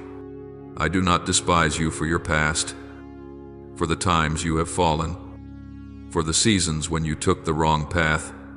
I only ask today, will you dare to place the weight of your life back on me if you will entrust it to me? I count that as a valid signature. You do not need countless new proofs to believe what I have already spoken.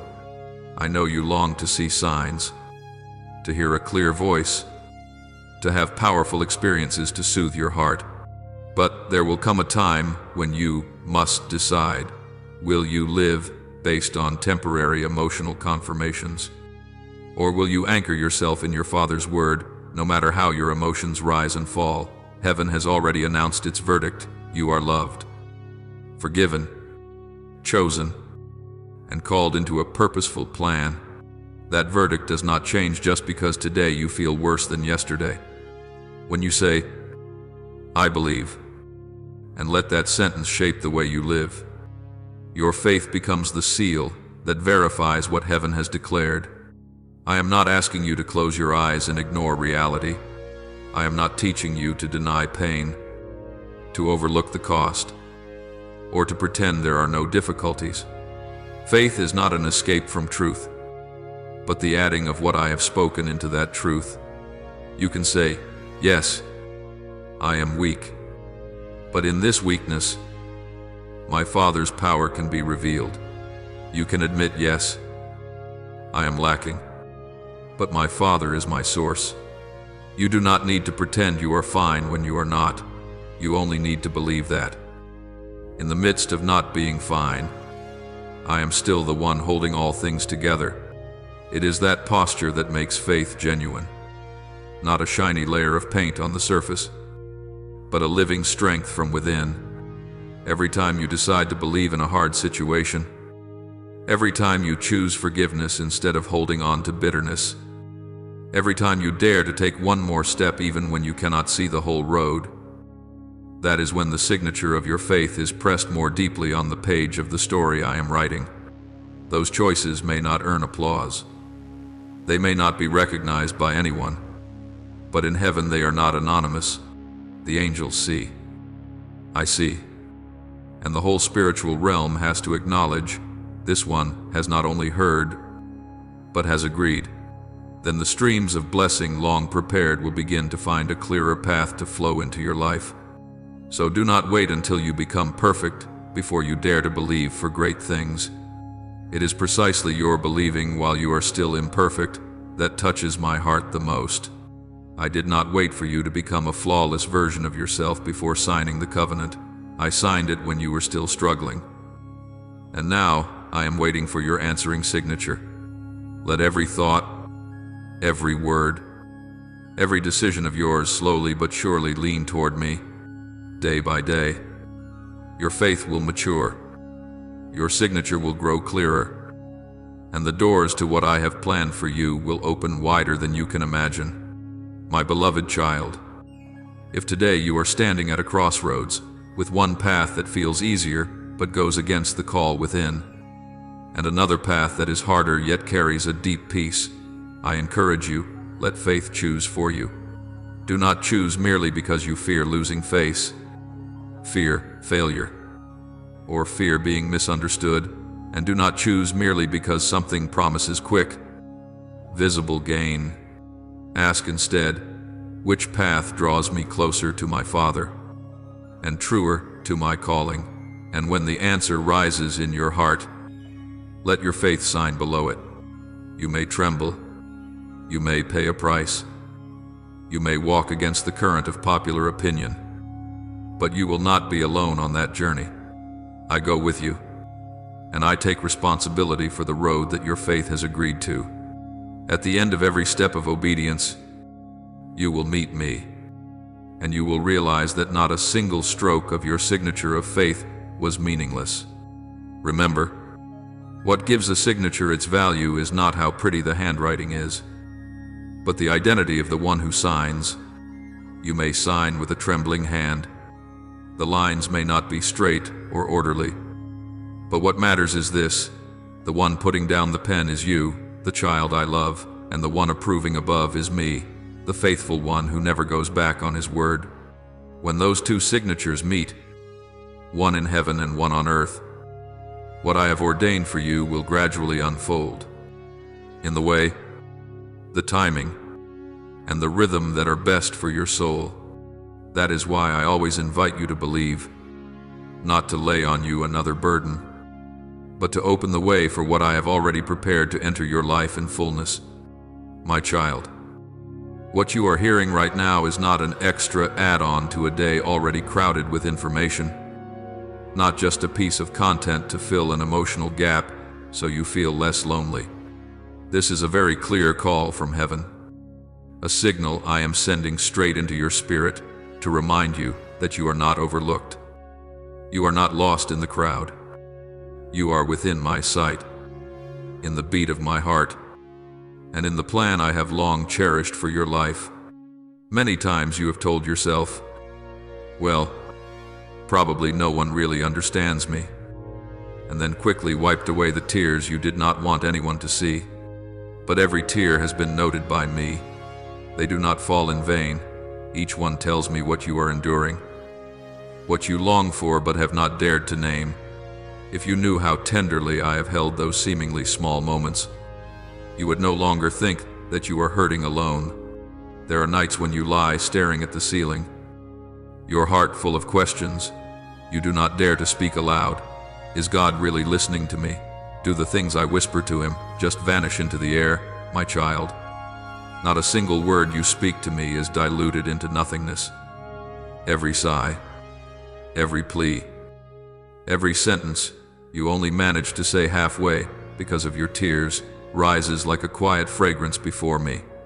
You may forget some of the words you uttered in desperation, but I do not forget. You may think you have not prayed enough times or said the right phrases, but I do not measure you by a formula.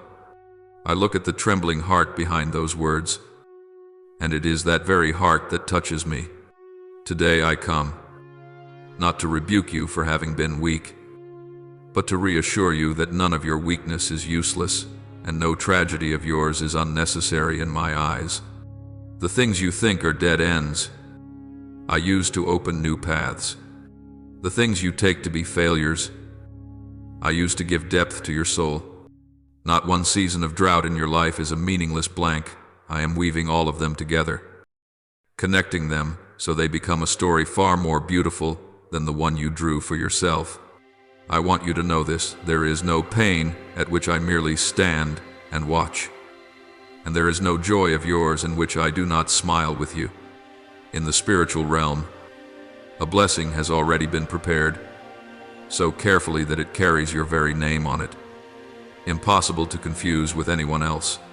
It is not a mass-produced template handed out in bulk, but a private covenant, signed with my goodwill toward you. It is sealed by the authority of my throne, which means no power can erase it or seize it at will. You do not need to struggle or compete with anyone, nor measure who has more and who has less, because the portion prepared for you is unique, never duplicated, never sent to the wrong address. That blessing is not just a pretty idea for you to hang in your mind for comfort, nor a few slogans that sound nice to the ear but are hollow inside. It is a spiritual reality, more solid than the things your eyes see every day. What you hold in your hands today can be lost, changed, worn out, but what I have signed for you in eternity cannot. When I speak a word, that word does not return to me empty. When I promise something, I do not say it just to sound kind and then forget. The portion of blessing for you is kept in a place where time, circumstances, the betrayal of others, and even your own recurring weakness cannot steal it. In that treasure house, I have already placed things you never dared to imagine you could touch. I have prepared the resources needed for your journey, strength for when you think you can no longer stand, wisdom for when you are lost among too many choices, guidance for when you do not know whether to turn left or right. I have also arranged the right relationships with the right people at the right time, in the right season, to open for you doors that you could never open by knocking alone. The people you are about to meet, the handshakes, the seemingly casual words that are nevertheless exactly what you need to hear, all of these can be part of that blessing slowly being revealed. And it does not stop there. Within the deposit I have set aside for you are also opportunities your mind right now cannot even imagine. It may be a new direction, a new calling, a new sphere of service, a new environment in which to live. These things are not just so that your life can be a little better, but so that you can live more truly in line with the purpose I have placed in you. Along with that, I am keeping for you ideas that will change the course of your steps, a thought for your work, a different way of seeing yourself, a new picture of your future, a way out of the cycles you are so tired of.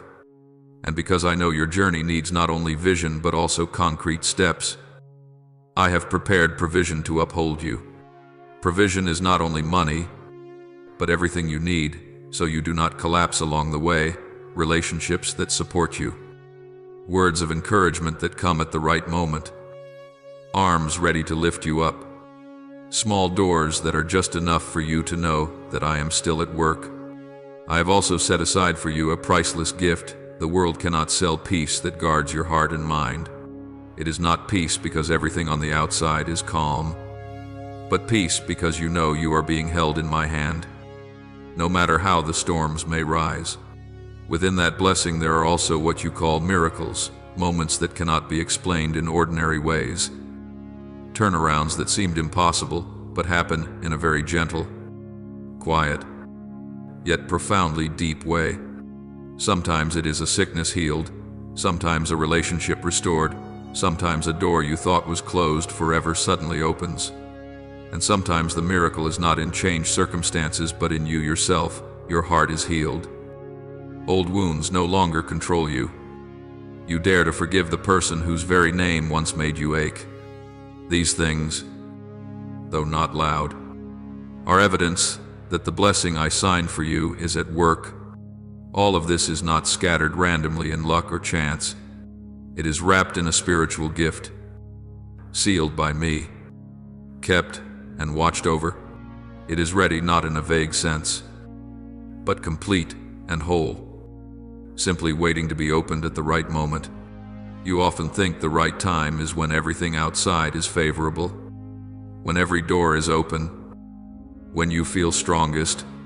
But in my eyes, the right time is when your heart begins to soften, when your ears are willing to listen, when your eyes are willing to look again, and when your heart is willing to respond. And I want you to know something very important. That moment does not lie in some distant future, not hanging over some hazy day you must anxiously wait for. That moment begins as soon as you are willing to stop in the midst of all the noise and listen to my voice. It begins when you stop asking, "When will the Lord act?" and start asking, "Where do I need to open my heart today to cooperate with what you are doing?" When the question inside you changes, you will realize the season has changed, even if the landscape around you seems to stay the same.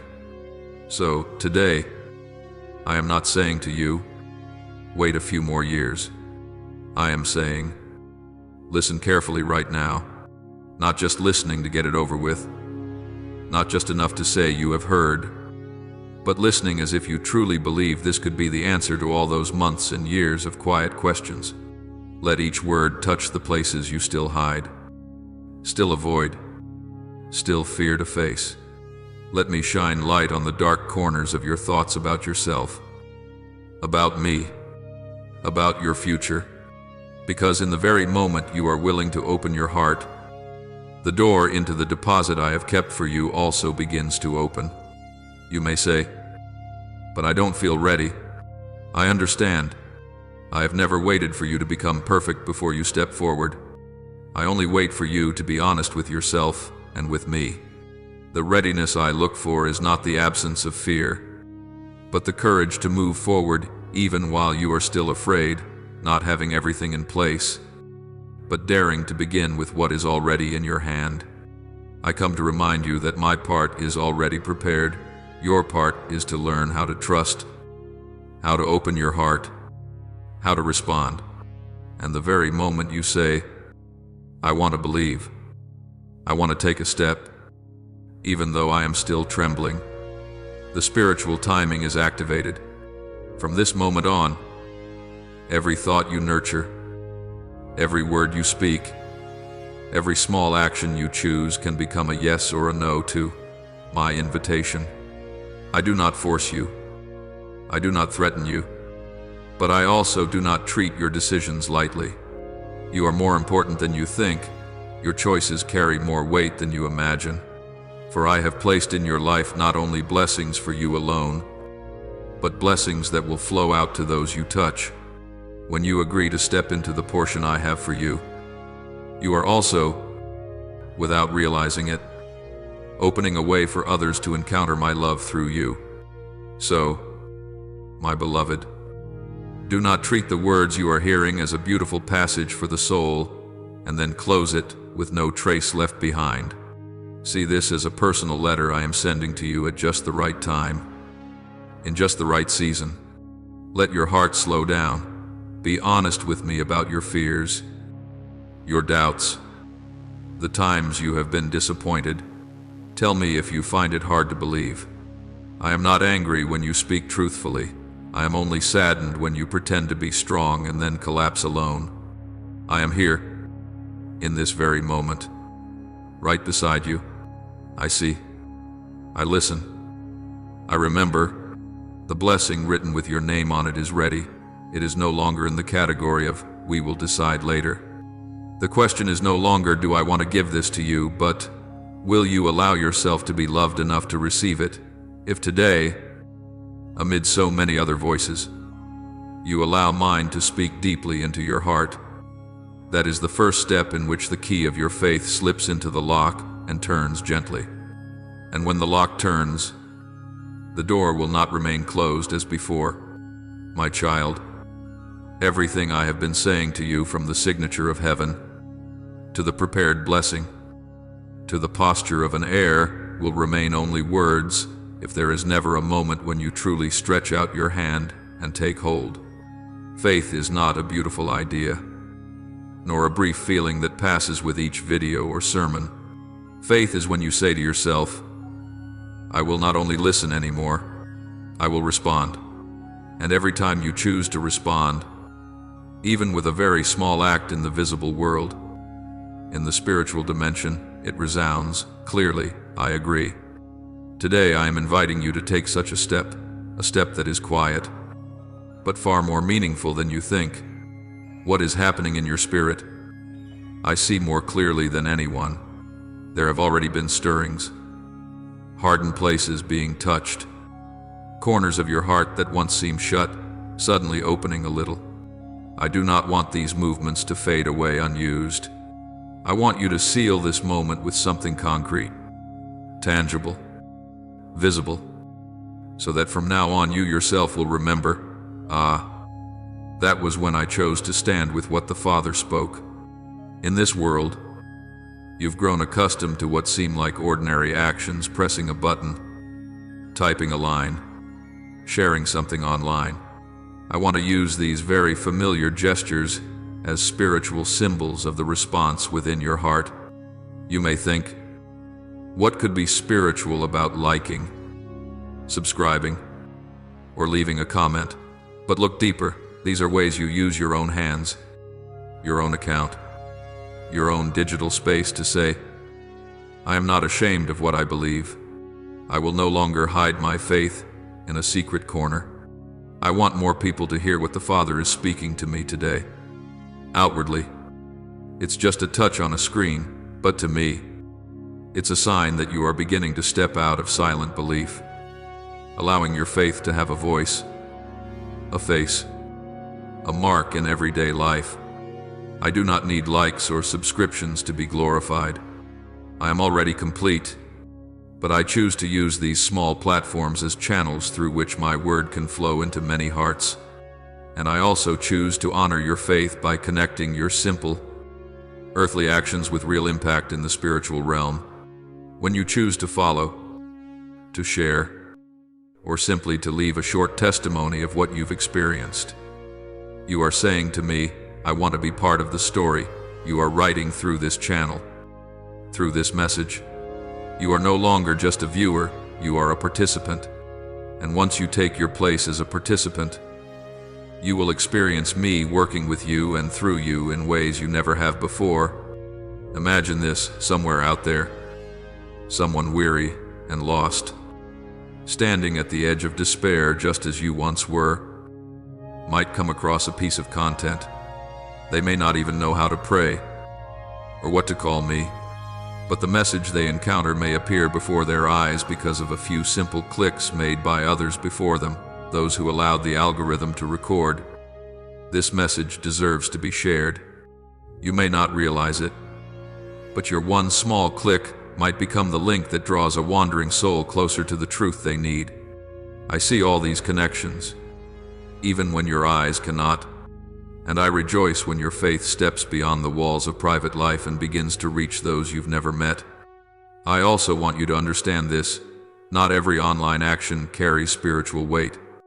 But when your heart has been touched by me when you're here, not by chance, but by my leading, then, at that very moment, your small actions begin to take on new meaning. They are no longer mindless habits, but deliberate choices. I stand with the light. I choose to nurture what is good. I choose to send words of life a little farther. I cherish these things because they show your faith is not asleep. You must also hear me clearly. I will never shame those who dare to put their trust in me. Faith does not mean you will never face challenges, collisions, or unanswered questions. Faith means that, through all these, you still hold one thread. I know my Father holds my hand. When you take one public step, even the smallest sign within a crowd, to say, I believe in what my Father is speaking, something miraculous happens. The shame that the enemy planted in your heart about your faith begins to dissolve. You no longer feel embarrassed to speak of me. You no longer feel out of place, calling yourself my child, among others. Public faith gradually breaks the chains of spiritual timidity that once bound you. Today, I'm not just calling you to believe quietly within. I'm encouraging you to mark this moment with a clear choice. Don't delay. Don't say, maybe later. Every time you postpone obedience, you give fear a little more power over your life. But every time you say, I'll do it now, your faith gains another step forward. I am not asking you to do something grand or beyond your ability.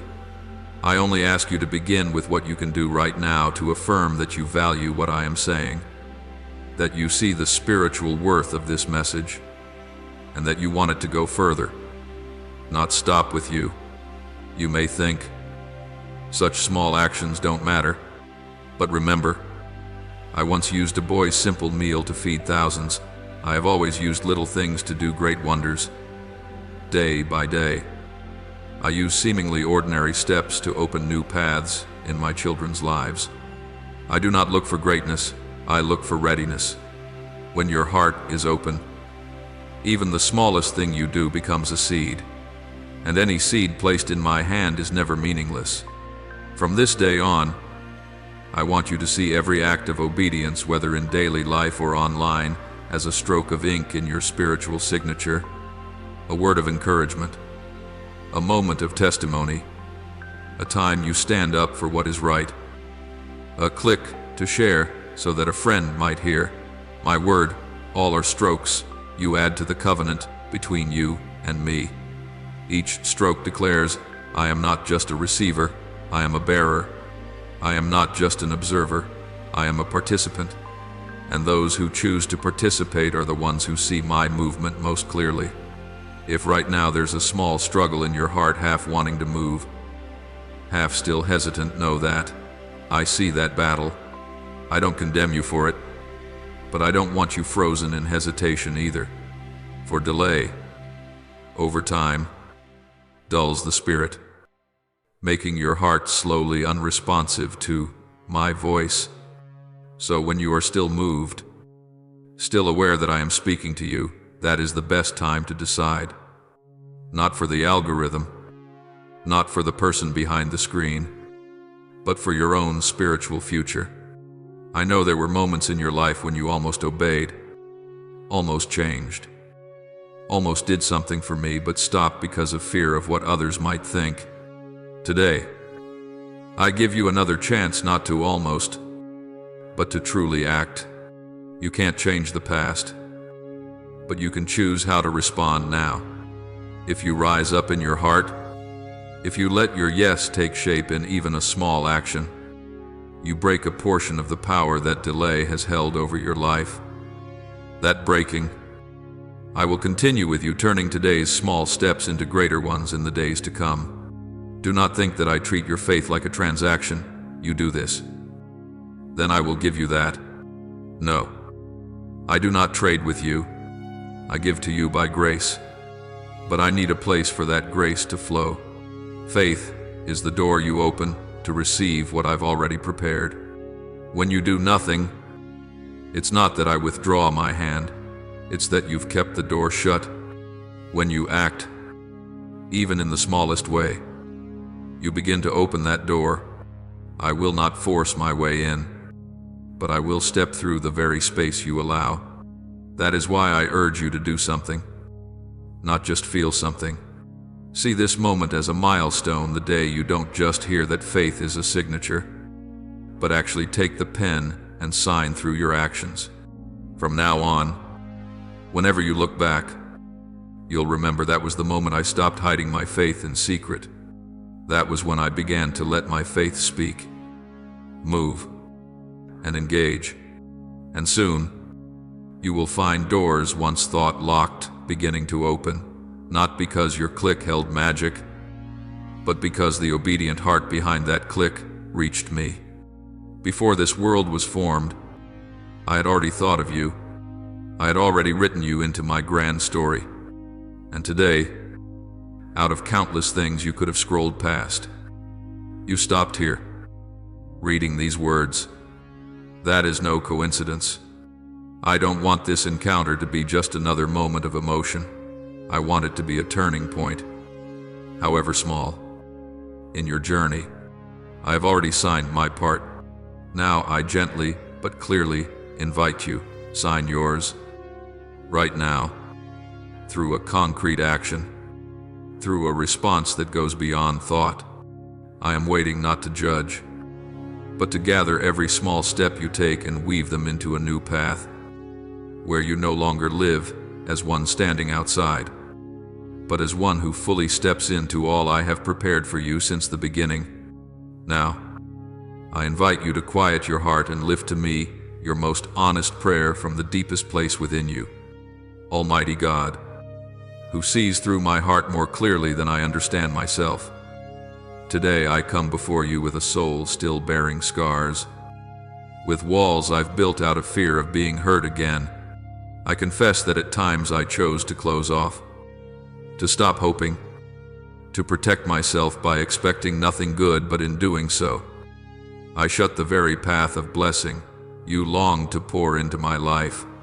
Lord, touch those walls, those layers of defense built from painful memories, from others' words, from moments I felt abandoned. Help me to open, little by little, to believe that when I lower my guard, you will not leave me exposed, but will cover me with your love and protection. Give me courage to step out of my hardened comfort zone, to let my heart become tender again to your voice, to embrace light instead of clinging to familiar shadows. Let me say to you sincerely, I want to believe again. I want to open again. I invite you into the places I once shut off. And please, turn this small prayer into the beginning of a new journey of healing, where I no longer live behind walls of anxiety, but within the embrace of your peace. Loving Heavenly Father, there have been many times when I allowed doubt to take the place that belonged to faith. I have prayed while secretly keeping a worst-case plan, so that disappointment might hurt less, and in doing so, the words I believe never reached deep into my heart. Today I ask forgiveness for the times I doubted your goodness, for when I secretly thought you had forgotten me, that your promises were for others, not for me, that blessings were too far for a life so small and flawed as mine. Please grant me a renewed faith, not an emotion that flares and fades, but a steadiness born of knowing who you are. Help me trust you more than I trust circumstances, history, or the negative voices around me. Teach me to speak life, so that my lips no longer spread complaint, despair, or self-belittling, but declare your truth over my life. Transform the words I repeat each day into affirmations of faith, not reinforcements of fear. And when I am weak, remind me that I can say, Lord, I believe, help my unbelief, so that in honesty, my faith may grow. Beloved Lord Jesus, who humbled yourself and came for me, thank you that on the cross, you signed the covenant of my salvation and future with your own blood. Yet I see that too often I've only stood afar, looking at that covenant without daring to sign my part through faith and obedience. Forgive me for moments when I stopped at mere emotion, for times I promised in prayer yet forgot in daily life. Forgive me for proclaiming that you are Lord of my life, while still letting fear, comfort, and habit guide my choices. Today, give me a new spirit, one that moves from hearing and feeling to doing and becoming. Teach me to make real changes in how I spend my time, in the relationships I maintain, in the small but genuine steps that align with what you've placed in my heart. Let my life in words, in choices, in how I face challenges become a clear signature that I agree with your plan. And though that signature may still tremble, strengthen it daily until it grows bold and firm in your eyes. Almighty and gracious God, I bow in gratitude for before I knew you, before I knew how to pray, before I realized I needed guidance, you already saw me, thought of me, and wrote my name into your loving plan. Thank you that the blessings in my life are not random moments of chance, but promises signed, sealed, and prepared long before, waiting for the right time and a willing heart to be revealed. Thank you for not treating me according to my weakness, shallowness, or inconsistency, but according to your faithful nature, for never withdrawing what you have signed because I was late or stumbled, but patiently waiting for me to return and agree again with you. I thank you that every breath I still have, every chance to hear your word, every awakening from spiritual numbness is proof that your covenant still stands, and that you have never abandoned the work you began in me. Good Father, I thank you that even when my life seemed tangled and chaotic, you were quietly rearranging each connection, each door, each circumstance around me. I thank you for those who left my life in tears. For now I understand that sometimes it wasn't loss, but loving, pruning, so I could step into a lighter, truer season.